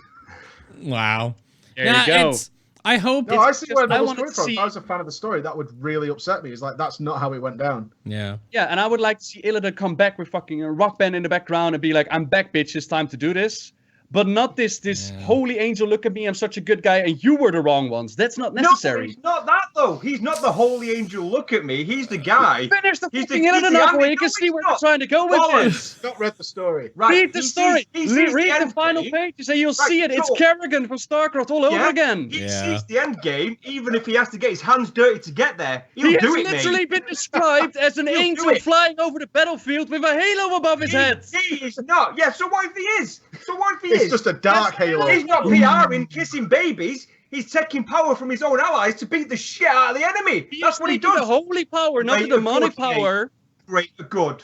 He is not the light wielder. He is Stop it. fucking Illidan, not with a You were halo. fallen. You were Go fallen, love your Nobbel. Kerrigan You were Illidan. Go fallen. love him. You've fallen. Oh, boss. Oh god. This is why I don't care. Man, I need to get. I need. It's got good mechanics. I need Or is an it ant- Guam 2.0. I need an animator to animate segments from my podcast because that section right there needs to be animated. That can we get? I don't want to animate for me like with like Cox and Crendor. Come on, let's animate that minute and a half of fighting right there. We need that happening. Novel's so triggered. No way. Triggered. Triggered. Illidan. No, but Um, seriously, without doing the whole over-the-top thing, I think when people asked them so many years ago, I think it was like BlizzCon 2008 to bring Illidan back. I think they wanted Illidan back and not something that was holier than thou. And I'm reserving judgment until we've actually seen it in game. I'm hoping that they're not going to push it too far, like they've done with Kerrigan in StarCraft 2. I'm hoping that we're actually getting an Illidan redemption story and not an Illidan that was never Illidan. We'll have to see because Blizzard has the same. They do this like this is their arc in like almost all their games. Like big bad comes up, you know, like Vegeta character comes in, can't do it, like redeemed, falls, comes back, beats them. Like, you know, I mean, Kerrigan literally dies like 4 times in the overall story of StarCraft. and she ends up as this like holy Zelnaga construct, and she wins the day by her hand lasers. Holy laser, mate. Don't forget. Yeah. Holy laser. And then shows up in the bar. Are you ready to go? Yeah, basically. Well, I mean, I would have gone too. Would you have not gone? I would have gone. The final screen. I've not played this yet. You're not going to play it. I know I'm not, but still, spoilers. Oh, you haven't. Sorry, you haven't mate. so you haven't even played all of Legacy of the Void yet. So you even know the correlation. Of this. We played the Nova It was missions at for BlizzCon. plants. I've not played anything of StarCraft. My idiocy can only carry me so far. When it comes to strategy, no chance. No chance. I mean, even I That's was able to pretty finish it. Come on now. I know, and this is Nobbel we're talking about here. Have you seen how he plays RTSs? I'm giving him a leg up. Thanks. I'm giving him a leg up. I know he's not very good at a game, so I thought I'd give him a... Oh! Wow.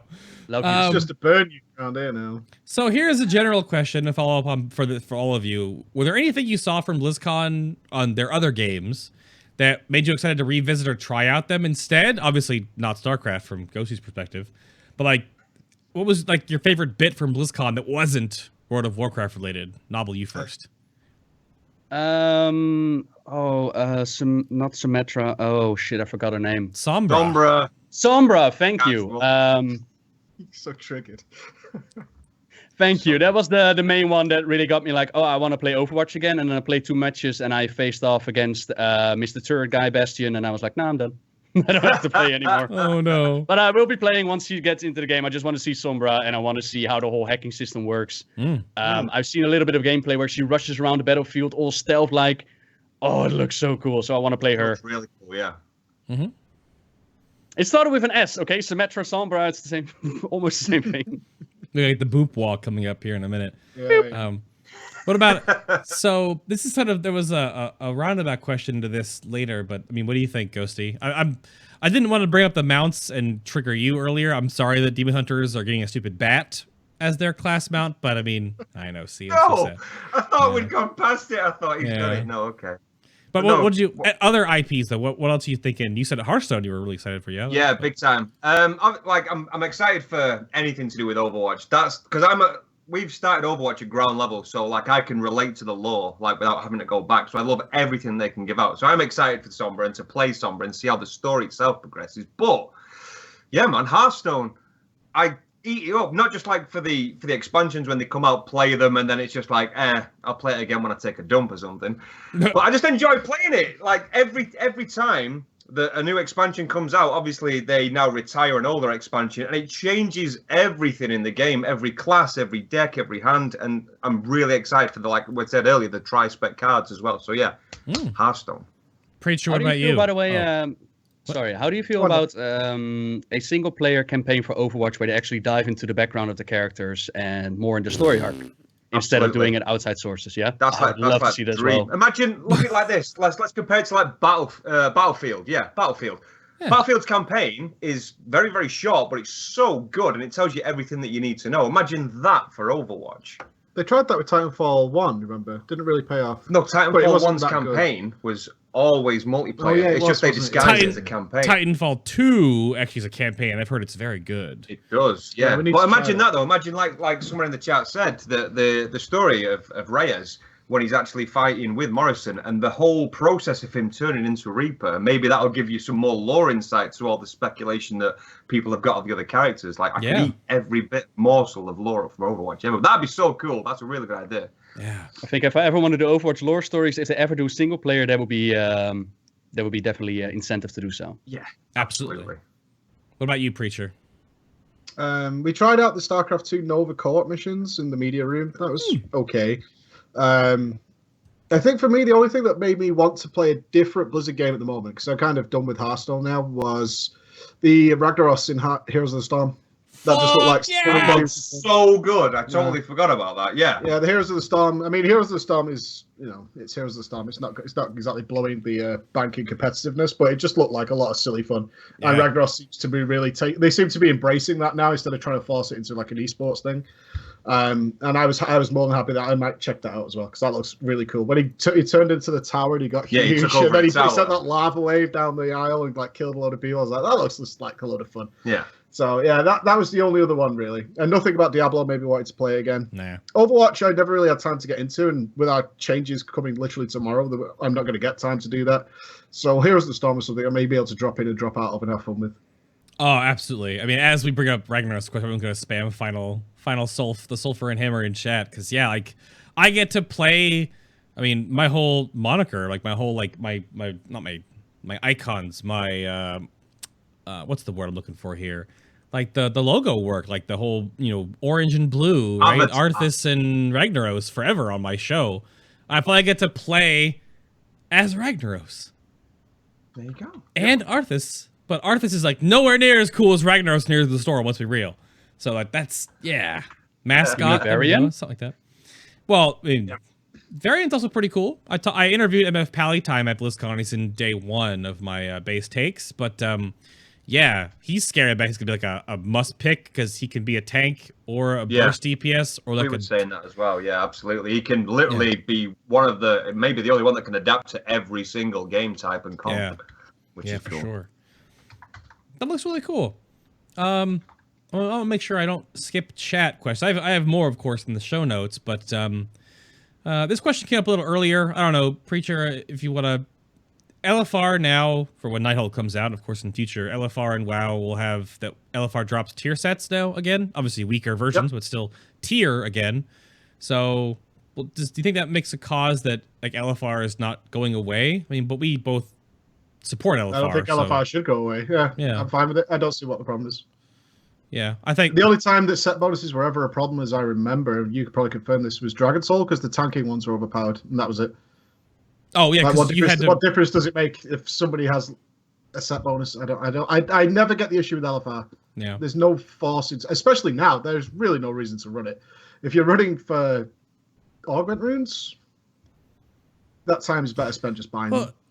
Well, running for augment runes now isn't as lucrative because they're so cheap, but you still run LFR because that's still more bosses you can kill that have a chance to give you a legendary, though. That's the only hook that's...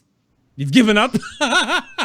Okay, never mind. I'm not doing it. I'm not playing the legendary game. I'm not doing it. Oh, okay. That's fair. I've got 2 bad ones and 1 I can't equip. I'm done with it. That's fair. So I'm not doing LFR for legendaries now. Nobbel, one of my subs named Duism, would like you, if you could, do your Rafam impression. Pass. No, pass! Wrecked! Aww. He can become one of my subscribers, then I'll do it. Oh, okay. He might be subbed to both. Jeez, mate. I mean, he could be subbed to both. I don't know. But I saw it in the show notes, but I don't have a Rafam impression. I don't believe I've ever done Rafam. Just say Rafam again. That's good enough for me. Rafam! Okay. There you go. So Naraki had 3 questions, even though Nobbel's question sort of rolled into what I asked earlier. So, I had a question that was, do you think they should have spoken more about spec balance at BlizzCon? They didn't really talk about spec balance. They talked about rework, which I think was a better way to go about it. Right. Which is, I mean, what was the reaction like for everybody when they said we made a mistake with the pruning and some stuff's coming back? I was like, thank you. Yeah. So much. So traps are coming back. We got AoE stealth coming back. What are they giving us back? What are they giving? Everybody's asking, what are we getting back? Are we getting Tremor Totem back? I'm sure you'd be happy about that, babe. I'll be getting Leap of Faith back for all the pre-specs. All this stuff got me so excited because that's more interesting to me than trying to get everybody to the right. It's everyone wants to be like either equal or overpowered, and it's tiresome because it's not possible without making the classes boring. Mm-hmm. But they talked about talents that are just flat out mandatory. So as a fire mage, I have a couple that are like that. It's like, there is no way I'm not going to take these. Yeah. So what they could do now is say, well, we should be either giving you that baseline or that talent shouldn't work that way because that's not the idea behind them. You shouldn't be looking at, 30 talents, something like that, and saying, well, I actually have like 9 and that's it. And that's what I wanted to hear. I don't care about whether or not Lava Burst does 5% more damage. I mean, I got nerfed recently, but it's not a big deal. I mean, I'm still fine. As long as nothing's in the dirt, like Elemental and stuff, that's the balancing I care about. So nothing should be useless. But what they really talked about was class reworking and saying we need to bring some stuff back and we need to look at specs that just flat out aren't changing in any way on fight to fight, which isn't the way it's supposed to be, and fixing that. That's what I wanted to hear. I didn't want to hear more about balancing. They know the specs that are not performing, and they can tweak that overnight. I wish they'd do it faster, sure. But what I wanted to hear about was what they actually said, which is we know this is boring. I shouldn't look at Flame On, for example, as a fire mage, I think, well, that's my choice. I think Yeah, you want the variety. I mean, they would. I want to be able to think about my talents. That's the whole point of the system. Is I'm supposed to go, what does this fight ask of me, and then say, okay, I can rework my character this way. That's miles more interesting than I go in with a cookie cutter spec, and I either take Living Bomb or I don't, and that's about it. They didn't know at the time at BlizzCon, but obviously on the Q&A just the other day on Friday, they talked more about that they have a lot in the works, because that's 7.15, and of course we're going to get the PTR. Of course, we're sitting here on this Sunday. PTR could be up tomorrow, and then we'll see all these things. Yeah, this week, for sure. So we'll definitely see that in the future, because when I bumped into Ian, it didn't make it sound like chat's talking about S2M. S2M's not going to go anywhere. They just need to make your other Shadow Priest talents in that tier not garbage fires. Yeah, the Shadow Priests in our guild have already prepared their alts for rerolling because. Oh no! I'm serious. Because Serenity Madness is a lot of fun. Yeah, sure. And it's the reason. I mean, I remember when it came out in the alpha or the beta or whenever we first got it, and I just was like, "This thing is amazing. I can't wait till something horrible happens to it because it is so incredibly powerful, but great at the same time. It's one of the most, if not the most, fun ability in the game." But the problem is, of course, that just ruins the entire tier because they're silly. So there's got to be a way of fixing that and finding the right place while maintaining that gameplay. Right. What they're going to do, I don't know, because Serenity Madness is just ridiculously cool. And I don't think any Shadow Priest really wants to see Serenity Madness go away, but they would like the option not to. It's for their other ones not to be garbage in situations where they can't use it. That's what the Shadow Priests I play with and talk to on Skype have been telling me. Is like, we don't want this to go away, but we do want to have the choice every now and again. But do you think they'll ever find a way to make the talent system both interesting and not that influential, or at least that viable that you can actually pick whatever you want? Because what I remember from the talent system is that it's never been a situation where you could just pick whatever. There's always been a talent better than the other ones for your baseline. And if it wasn't just better for your baseline, it was something trivial, like a speed increase or something like that, in a different form. You're asking me a question that's not really appropriate for the show, because this is like a 3-hour conversation that we're getting into. It is a little bit of a... Yeah, it is. Especially if you've stuck with the history of the game, there's a lot of talking points there that you can go into. I admire their tenacity to make the talent system interesting. Do I think it's possible? From a purely raiding perspective, no. Not really, no, not really. There's always, because we're always going to pick what's best. There's a reason that my arcane weapon and my frost weapon have 100 artifact power in them, because there is no possible reason for me to put any artifact power into those weapons as it is. It's not a system I like, but that's the way I play World of Warcraft. I admire the effort, and I think that talents should be less decisive on damage and far more fun and interesting. That's what I wanted to see. Make them not. You can make them do all the same damage, but even if they had a different effect, I'd be fine with that. I think that would make it way more interesting. So if let me give a silly example, like a really silly example. As a fire mage, I could have an ability that summons some sort of fire wave, or it summons a fire dragon. Does the same damage, does pretty much the same thing, but they look very cool, and I'd be interested in making those choices and switching that up. You know what I mean? But doesn't that create a problem where your choices are so nullified that it doesn't matter? That the talent system entirely becomes irrelevant? I would say we're already there. Have been in many ways. Yeah. I'd say we're already there. Yeah. Realistically. We've been there for a long time, especially if you're min-maxing. Now, the thing is, we talked about this and actually we did a video on the talent system when they brought in the tomes, because it went against this entire idea that Legion was based on the idea of flipping through talents, which is why you could do it freely. And it was very confusing that you could change an entire specialization, but you can't change a talent now without requiring this tome thing. So we were dead against it. What we discovered is a vast majority of the community that came to watch that video, I think we got a few 100,000 views on that video, had never changed talents ever. They just picked whatever they thought was cool and stuck with it. So for a warrior example, I'd never respect out of Bladestorm ever, because Bladestorm is cool and that's all that mattered.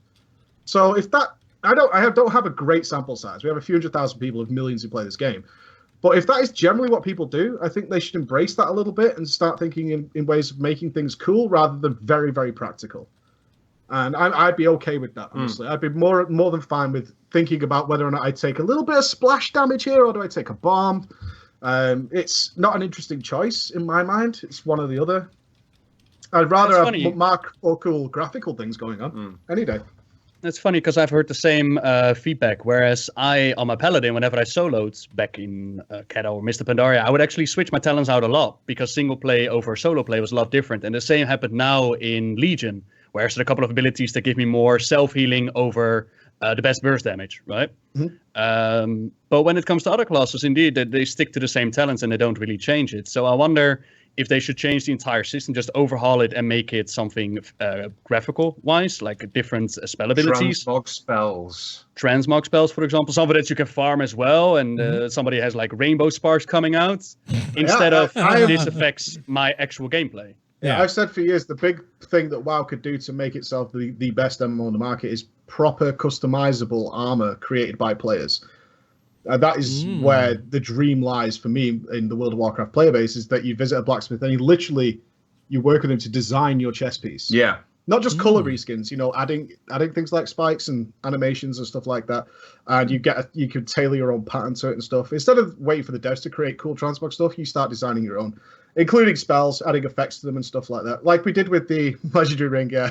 But that's where, for me, the dream really lies, if you could do that. I mean, they need, I mean, that brings back a whole other can of worms to open up again, whereas they're like their character creation engine and character customization in the whole part is still like 15 years old.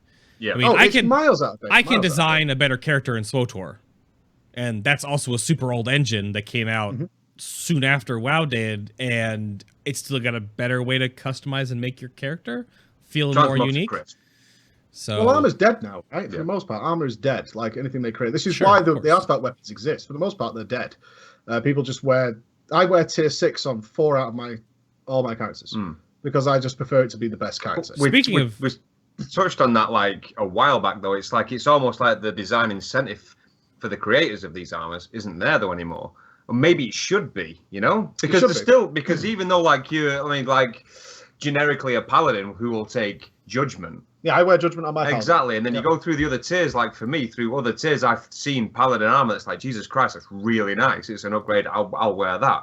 But it's rare for each class, and I just think that you can tell in the tiers where they've actually tried to get you out of that mindset of stop using what you favor and just give this a try because it looks cool. And others where it's just like, fuck it. Oh, sorry. Just give them this. That's it. You know what I mean? That's what Here's your stats. I'd certainly love to be able. I imagine I'm sure that many people would be so much more interested in professions if they was creating something that they could see on other people, and you'd then have the master smiths and stuff like that. And I think that could apply. I'm not sure. I'll be as honest as this. I'm not particularly sure what the talent system helps or defeats anymore, other than that it's an RPG and it should have a talent system. It should have gameplay differences, like for Bay with his enhancement, you can choose the different, but you don't though. You all use Rockbiter, I think, right? Is it called Rockbiter? Boulder Fist. Yeah. Boulder Fist. You all use that because you can't, because otherwise it's too spammy and it's and etc. I'm not sure what purpose it serves when there's always going to be a better choice, and it's more difficult to balance as well. It makes all these problems, and I'm not sure what we're getting out of it. Where I'd like to modify my fireballs to split into 3 like it did with Multi-Strike. I'd like to be able to do things like that, and maybe the talent systems for that, maybe a glyph systems for that. I think there's a certain point where you look at the artifact weapons and think that was something Blizzard tried to kill in Mists of Pandaria, was exactly what the artifact weapons are. They made a huge blog post about why they were getting rid of the old talent system, and now they've brought it back, and most people are fine with it. So can the new talent system be something different other than trying to balance this never balanceable thing? And it feels like it's never balanceable. There's always a clear winner. Yeah, it's normally though, when you, like from my perspective again for enhancement, before we move on to the next question, is that if I've killed all heroic Nightmare, all mythic Nightmare, and all heroic Trial of Valor as the exact same spec. I have not moved my talents as enhancement since the launch of the game. That's not good. No, it's not.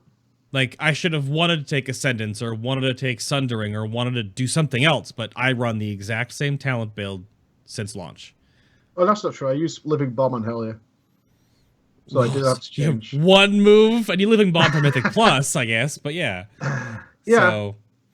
And someone mentioned just bring back the classic talent trees, but from my experience back then was also look up who was the best your class and copy what they did and don't change it. They're already back. We already artifact weapons. We already have them. Yeah. Like, the artifact weapons are picture perfect what the original talent trees were. Mm-hmm. But so there's a question that came up, and there's a 2 question. I'll do back to back here, get some lore stuff moving on here. Is that there was a question in chat that came from from Ronaldo, of course, asking about a Naga or Old God invasion after we are off to Argus. The Naga question that before Nobbel answers if like that's going to be a thing or what he thinks about that is that in the Tomb of Sargeras, which is the tier 20, the next raid coming after Nighthold, the whole area we enter in is all Naga. And they've already shown us that there is a freaking Naga boss that we're going to be fighting in the Tomb of Sargeras. So there already is some Naga stuff. But yeah, the question was, Nobbel, do you think the story is going to lead us into that now that Argus is confirmed that like Old God and Naga stuff happens after Legion? Could definitely happen. Redshirt guy actually asked a similar question as to where is the Naga allegiance and how does the Tie Stone of Gorgonev, the one that Ajara wanted, how does that fit in? Yeah. And they were pretty vague about what exactly was going on there. Like, who do the Naga work for? What are they going to do? Like, it's impossible to predict the future. But if we're going to be away from Azeroth for a while, then N'Zoth rising up and the Naga taking over is definitely a thing that could happen. Mm-hmm. There are a whole bunch of hints sprinkled here and there of the prison of N'Zoth weakening. If you remember the Emerald Nightmare boss, the evil tree starts whispering to you about turning the key and the Raven Lord and 5 keys to open their way. And then once you finish the Emerald Nightmare, there's this little flower in the cave. And if you're a Shadow Priest and you go there, your weapon starts talking to you. And actually starts telling you, like, the prison is weakening and we must prepare. So it seems like everything is signing towards N'Zoth coming out of his cage and that taking over. I would personally love to see the Great Dark Beyond first. I would love to go, like, we're going to get Argus, so we're going to get one zone, one planet.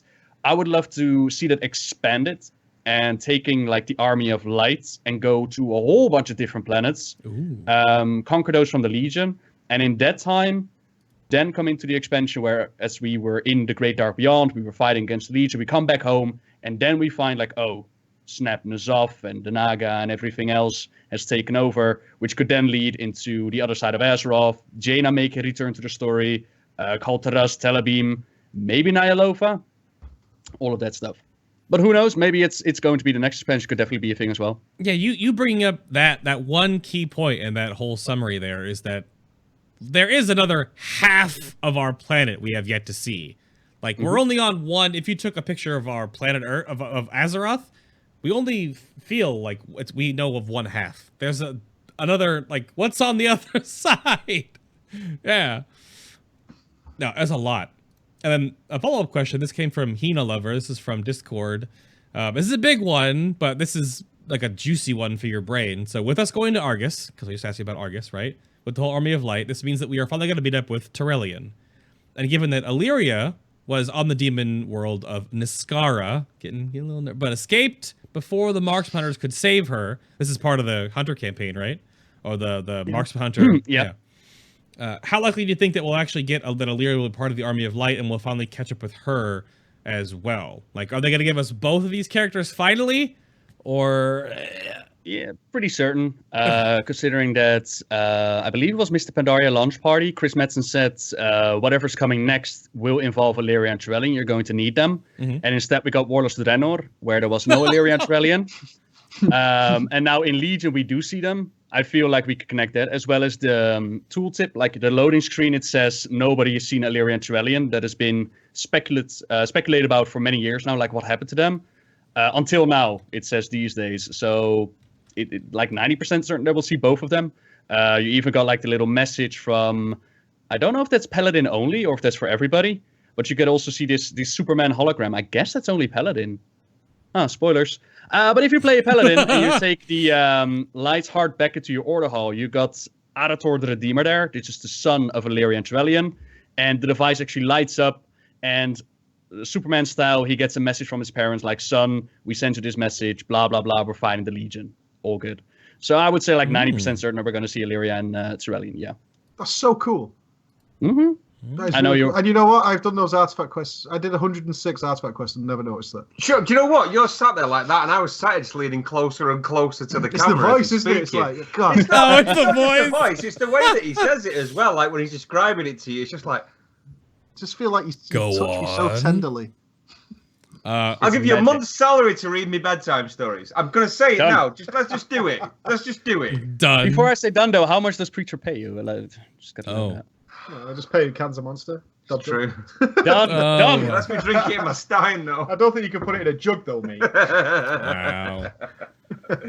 But Wow. I can't really spoil what's going to happen with the whole Sudamar storyline, but just say it's a very good setup for Illyria and Terrellian coming Need to back. get you a whip. I absolutely need to buy you a whip. Next time you come over here, I'm going to buy you a whip. I got 3 of them upstairs. I mean, what? Yeah, I know, but you only brought 2 last time. Oh, He's got them tied together like a That's sex. because you said be gentle at first. You gotta get yourself in there. I don't know what's going on right now.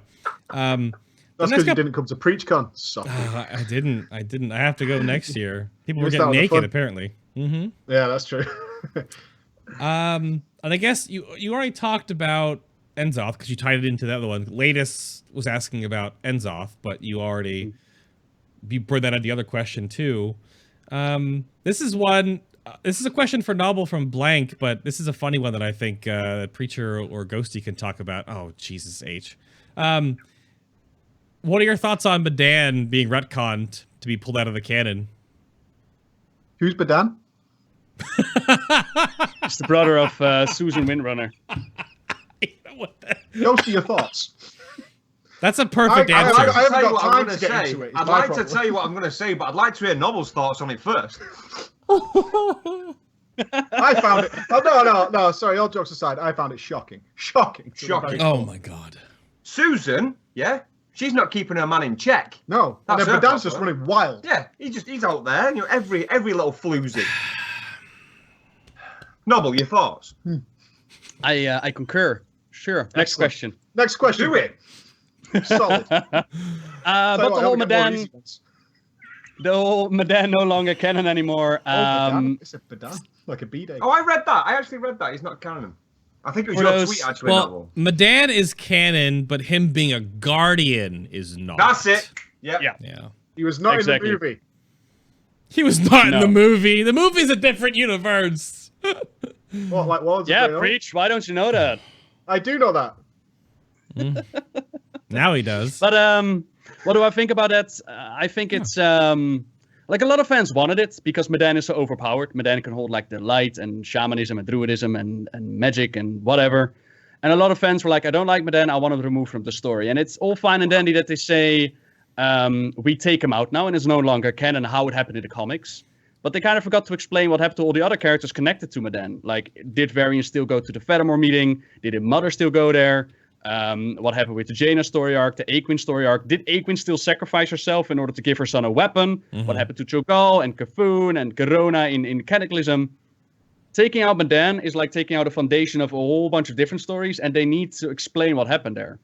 So I think retconning Medan in that way creates more problems than that it solves. Mm. That's what I was going to say. Oh, Right?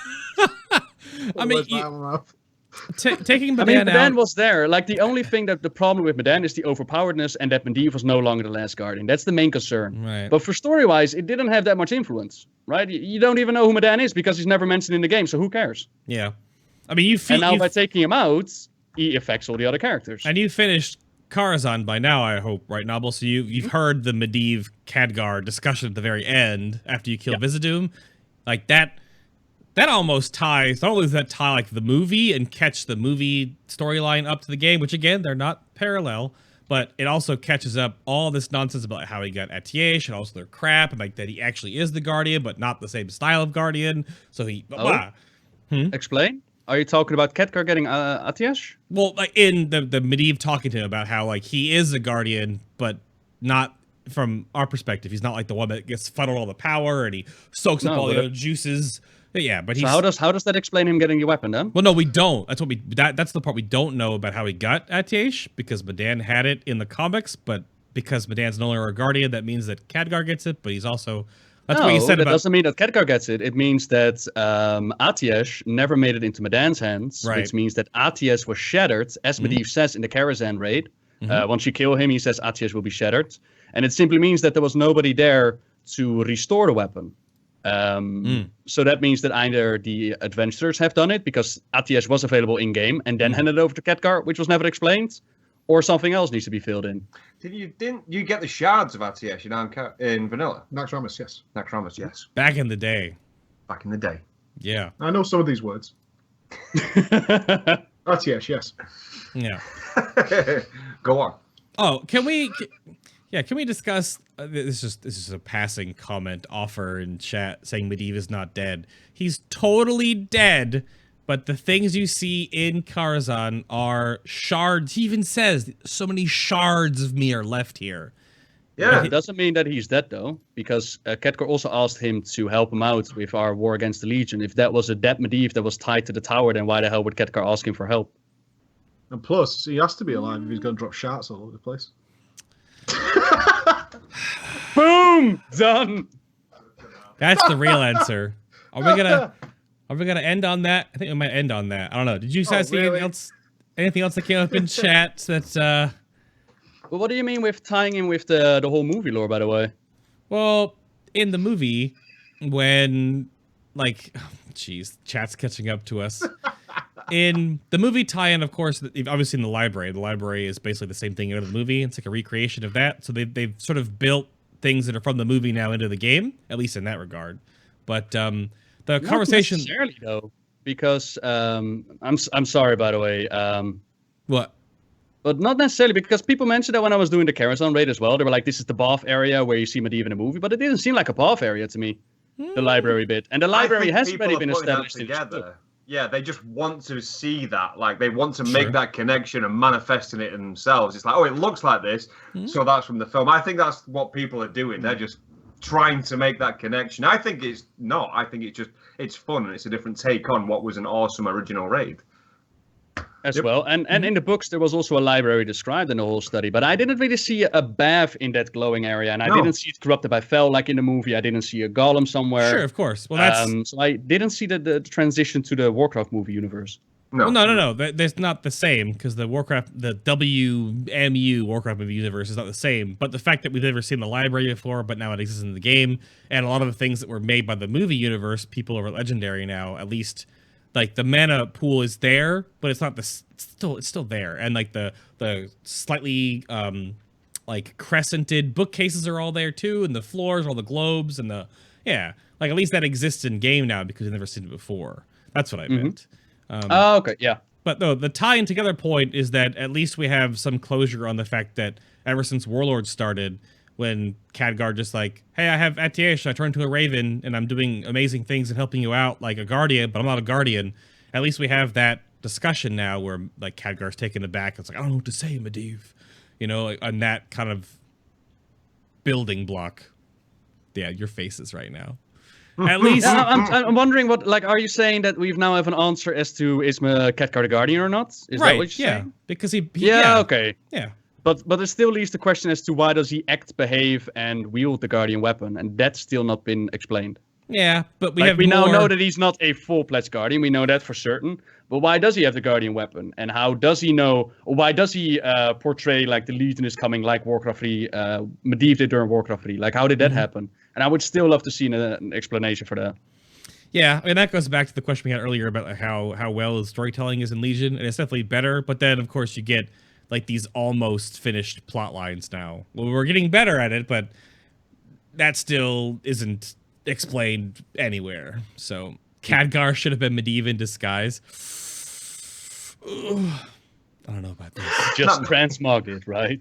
Yeah, just transmog it. That's what he did. Yeah, he has a crappy staff, but he just transmogged it. Of course, that makes sense. Khadgar is a Dreadlord. I don't know about this. Yeah, it's it's just cool to see that they are, because I remember us having the shows in the past where we talked about stuff back in Mopper and Warlords where so much of the story was told outside the game, but all the little cutscenes in Karazhan talking about Medivh's backstory, and then of course Khadgar just straight up talking to him like 3 times in the dungeon.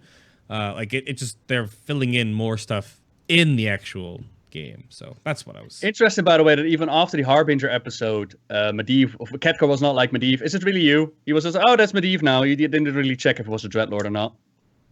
Oh, I think because you already like Kamehameha'd one Dreadlord out of the tower. I would imagine that there's no... Because in the room you fight the Shade of Medivh, there's a huge hole in the wall, in the glass. There's a giant hole in that glass, so that's where he, yeah. But I don't know. I think we should move on from the lore because Preach and Ghost are falling asleep, mate. No, they're No, soaking no, it in. No, we're not. No. These are all things I need to look out for next time I do Karazhan. And people Well, genuinely want to know. Keep All I've going. done when I've gone to that Medivh fight is troll people. It is. Really? Yeah, absolutely. I am never going to break that ice tomb. Noobs. But no, this is how I find out. So you carry on. I'm basically in the I'm chat taking room now. notes. Carry on. Well, that's the last question I had, really. I don't know if anything else comes up in chat. Everyone. Yeah. I mean, we're at about 2 hours. I was drinking that in. I was being so, like, composed and genuinely listening and genuinely interested in the discussion. It's like, but that's the end of it, though. That's it, mate. They cut me off like a bar. We still have the nightmare that is Rathian being removed from High Mountain. Oh, yeah. I know it didn't make sense, but it was cool. I got it. I mean, they I think it confirmed. still made sense, to be honest. I don't know what they're going to do with it. I still hope that it's going to make a part in the story somewhere, because at the end of Nelfarian's raid, the Tauren dragon says, I'm going to take care of family business now. Yeah. So I'm hoping that he's going to look up Rephion. And Jaina's missing. Like, where's she off to? There's a whole bunch of things still going on. Nope. Boo. Boo, Jaina. Boo, Where is she? Jaina. I don't care. Nobbel, where's gone. Jaina? Jaina was in the city in the Council of Six, where Khadgar was like, yo, Jaina, you got to work together with the Horde. But she pieced out, though. And Jaina was like, hell no, I'm out. And then we haven't seen her. Yep. So hopefully, with a BlizzCon, they mentioned, like somebody else, what happens with Volten? Is he truly dead? I think it's pretty certain that Volten is dead, but his spirit might come back, or like a Loa or something. I'm hoping that if we ever get to that story arc, they will see like Jaina and the Zandalari trolls and all that. Their sinking island, the King Rastakhan. I'm hoping. Yeah. People want her to be a Dreadlord, all this other crap. I'm just like, she went back to Kul Tiras. She's gonna like recollect herself and come back with the whole armada or whatever, the fleet. I don't know. That's what's gonna happen most likely. Yeah. Because if they're gonna put more of these 0.5 raids, what's saying that after Nighthold or like even after Tomb of Sargeras, we don't get some troll raid randomly? What? Been a while. Why not? Troll It's been raid. a while, right? Troll patch confirmed. Oh, Jaina's a ghost. We need yet mate. another Amani Warbear. And that's true too. That's happening. Now it's the Amani Brawl No, Bear. mate. Amani. That was that part of the Q&A Bird. that Alex danced around that basically Vol'jin isn't dead? Yeah, he said the story continues. That's what he said. Yeah, like I without paid attention. So, I mean, there's definitely more with that, and they're not going to just bring back Loa Vol'jin without, the hug right there. Well done. Well done. Good job. I listened to Laura. I was there. Well done. But is there anything else you want to close on? Nobbel, anything you want to leave chat with before we get out of here? Anything you want to touch on that you didn't? Touch on. There's a whole bunch of things I want to talk about, like Brawlers Guild and Time Walking Ooh. Dungeons and a whole bunch of fun stuff that's coming up in Legion. But overall, I want to end with I'm very happy with how Legion is shaping up to be. I'm hoping that they're going to continue this positive trend and that the content that they got planned is actually going to be implemented and a lot of people are going to enjoy it. And after that, who knows what the future might bring. But for now, I'm enjoying every moment of it. Awesome. And I hope Chad has enjoyed your bookcase during the show. That's mostly what's featured. It's a good You bookcase. class Classy. that bookcase, It's doesn't classy. He does. He won't let Nobbel let it go. No. It's a bookcase. I like your it. bookcase. I do, Nobbel. mate. I'm just You saying. know what? He's making a Karazhan set. Yeah? As his stream gets bigger, mate, that's going to turn into a full bookcase like Karazhan. He's going to put books on strings behind him. That's it. Oh, nice.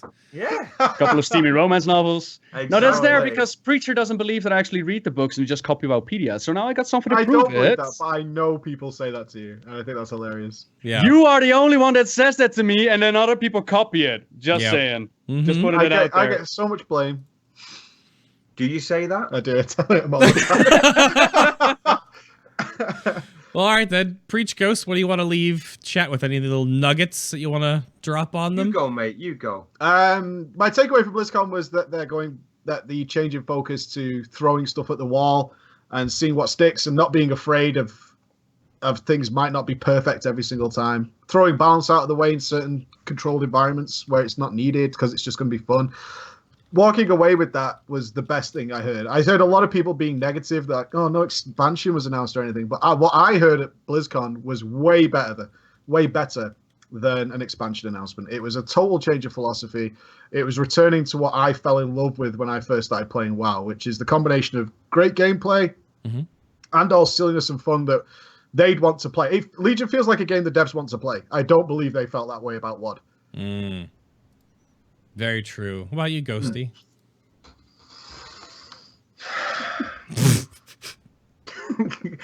No, echo that. I love where the game is. I love where we're going with the game. Get out of this ethos that only Illidan can fly.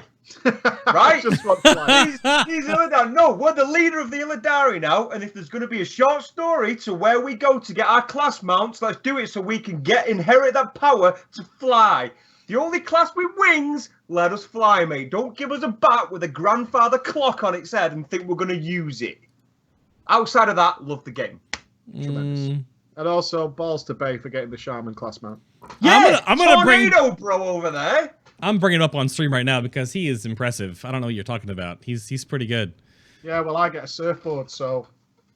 That was so good, mate. That at BlizzCon where you saw that and it came up and you went, I'm all right with that, you know, it's going to have some nice little effects. And that, and straight after it, Tornado bro. And I was just like, No, it's pretty good. Poor druids. Cool though, like despite the differences between mounts, how awesome is it that it's actually implemented? Like not only do you get flying, you also they're get showing specific... us these things. Because you mentioned actually earlier before, Nobbel, I meant to say something, is that how much of this will we see? And a part of that change of philosophy seems to be we're not saying anything until we can literally show you we've done it. Yeah. And instead of saying we might do this, we might do that, which we've seen years and years again, and that only leads to disappointment, is now they're saying, and we're going to take you to Argus. Here's the design of it. We're going to go into the Tomb of Cerberus. Here's the design of it. It wasn't bait. No, it wasn't bait or things. I think they need to be careful. No, they've learned the lesson is when you've got so many fans of the game, saying you might do something, instantly translate in the minds of so many people is that's what they're doing. Yeah. And that's caught them out so many times. I mean, we've had the same thing. We'll say something like our big video's coming out on Sunday and we don't hit that deadline for whatever reason. And people are mad at us and magnify that by the entire WoW audience. And now they seem to be saying, we're going to do this. This is what it looks like. We've done it. We're announcing it now. It's done. How much of that was done in Worlds of Draenor, like you mentioned earlier, and isn't actually all new for Legion? That's an interesting question I hadn't thought about. How much did they hold back from WoD because it just wasn't worth it? And will we continue to see this level of content continue going forwards? Hopefully, yeah. Yeah, because we're being spoiled right now. There's no two ways about it. We are being massively spoiled by it right now. And will they keep it up? Don't know, mate. See, this is that pessimistic taste. This is what WoD has left in our mouths. I think pessimism. Yeah, it's going to dry up and it's going to drag into. There's the potential to keep it up because now we're getting that experimental stuff, and it's not just ideas being thrown around. They're throwing it in the game to throw around, you know. So I think to some extent we are going to. Let's hope. Touch wood. Keep this momentum going. I said it to every single one of the devs: is you're riding a wave right now, and I hope that wave continues to just thrive and thrive. Absolutely. Well, all right. I'm hitting the button, gentlemen, because we are definitely over, but that's totally okay with me.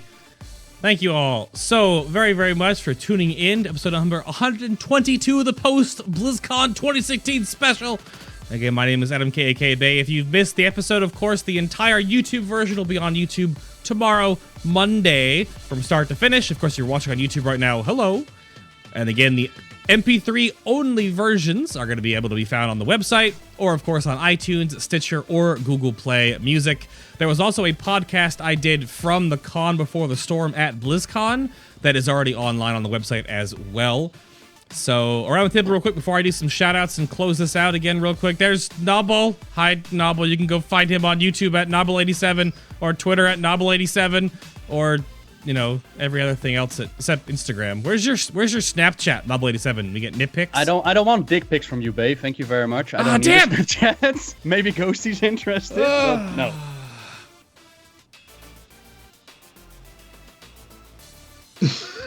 Approved. Approved. But thank you very much for being on the show again, sir. It's always a pleasure. Happy to be here, man. Until next time, I suppose. Yeah, absolutely. Until, like, 2 weeks from now, we got another show on, right? Of course. Okay. No. there's no. I've got spec shows coming up next. Next Sunday is going to be Mages, and the one after that is going to be Hunters. But then there's Preach and Ghosty over there. You can go follow Ghosty on Twitter at Bauer Prime. And then Edgelord. And then there's Preach on Twitter at PreachGaming. Of course, they have their YouTube page at PreachGaming. I noticed you got your YouTube channel name changed from Mike Preachwell to PreachGaming, yeah? Nice. We did. But Should have gentlemen, the Twitch one changing soon as well. oh, that's hard to do with Twitch. Yeah. You've been talking Is that about because of the whole religion thing that you're changing? No, because I picked a silly name when I made a Twitch account when Twitch was Justin TV. It's true. It's true. Well, gentlemen, it was a pleasure interviewing you on my base take, and thank you again for being on the show today. It's crazy that I just like saw you last week, and then all of a sudden, yeah, you're across the pond again. Well, you saw Rose. I We did. bothered to go. Wow! Yes. Ouch! Come on! Just oh man. It's better than tweeting him at 4 in the morning when you're drunk. Yeah. 8-hour flights talking about how excited we were to finally meet you. We made the effort. Damn. Any comeback novel? No, nothing. You good? No, I just want to mention that they went to BlizzCon to meet up with their fans, and all they could think about was me. I do feel honored about that. No, Nice. only when the Nice. beer's set in and it's cuddle time. Oh, okay. Oh, Only in the I'm like your cuddling late hour. night booty call. It's like, how's Nobbel doing? Who's an easy hookup when I'm drunk? Where's Nobbel on Twitter? Oh That's wow. Twilight Cuddle Monkey. Good grief. All right, everybody. Trust in your seal of RNG gold. Have fun with the new world boss that probably gives you nothing. And I will see you next week. Yeah, next week with mages. Of course, more details on the mage guests coming up during the week on social media. And if you have questions again for mages, I'll be asking you in the general chat on the Final Boss TV Discord. Link on the channel guide. Well, thanks everybody. Have a great week. Thank you all for watching. And bye. Wave by at the camera. Wave at the people. What is? What is this? Okay. Oh boy.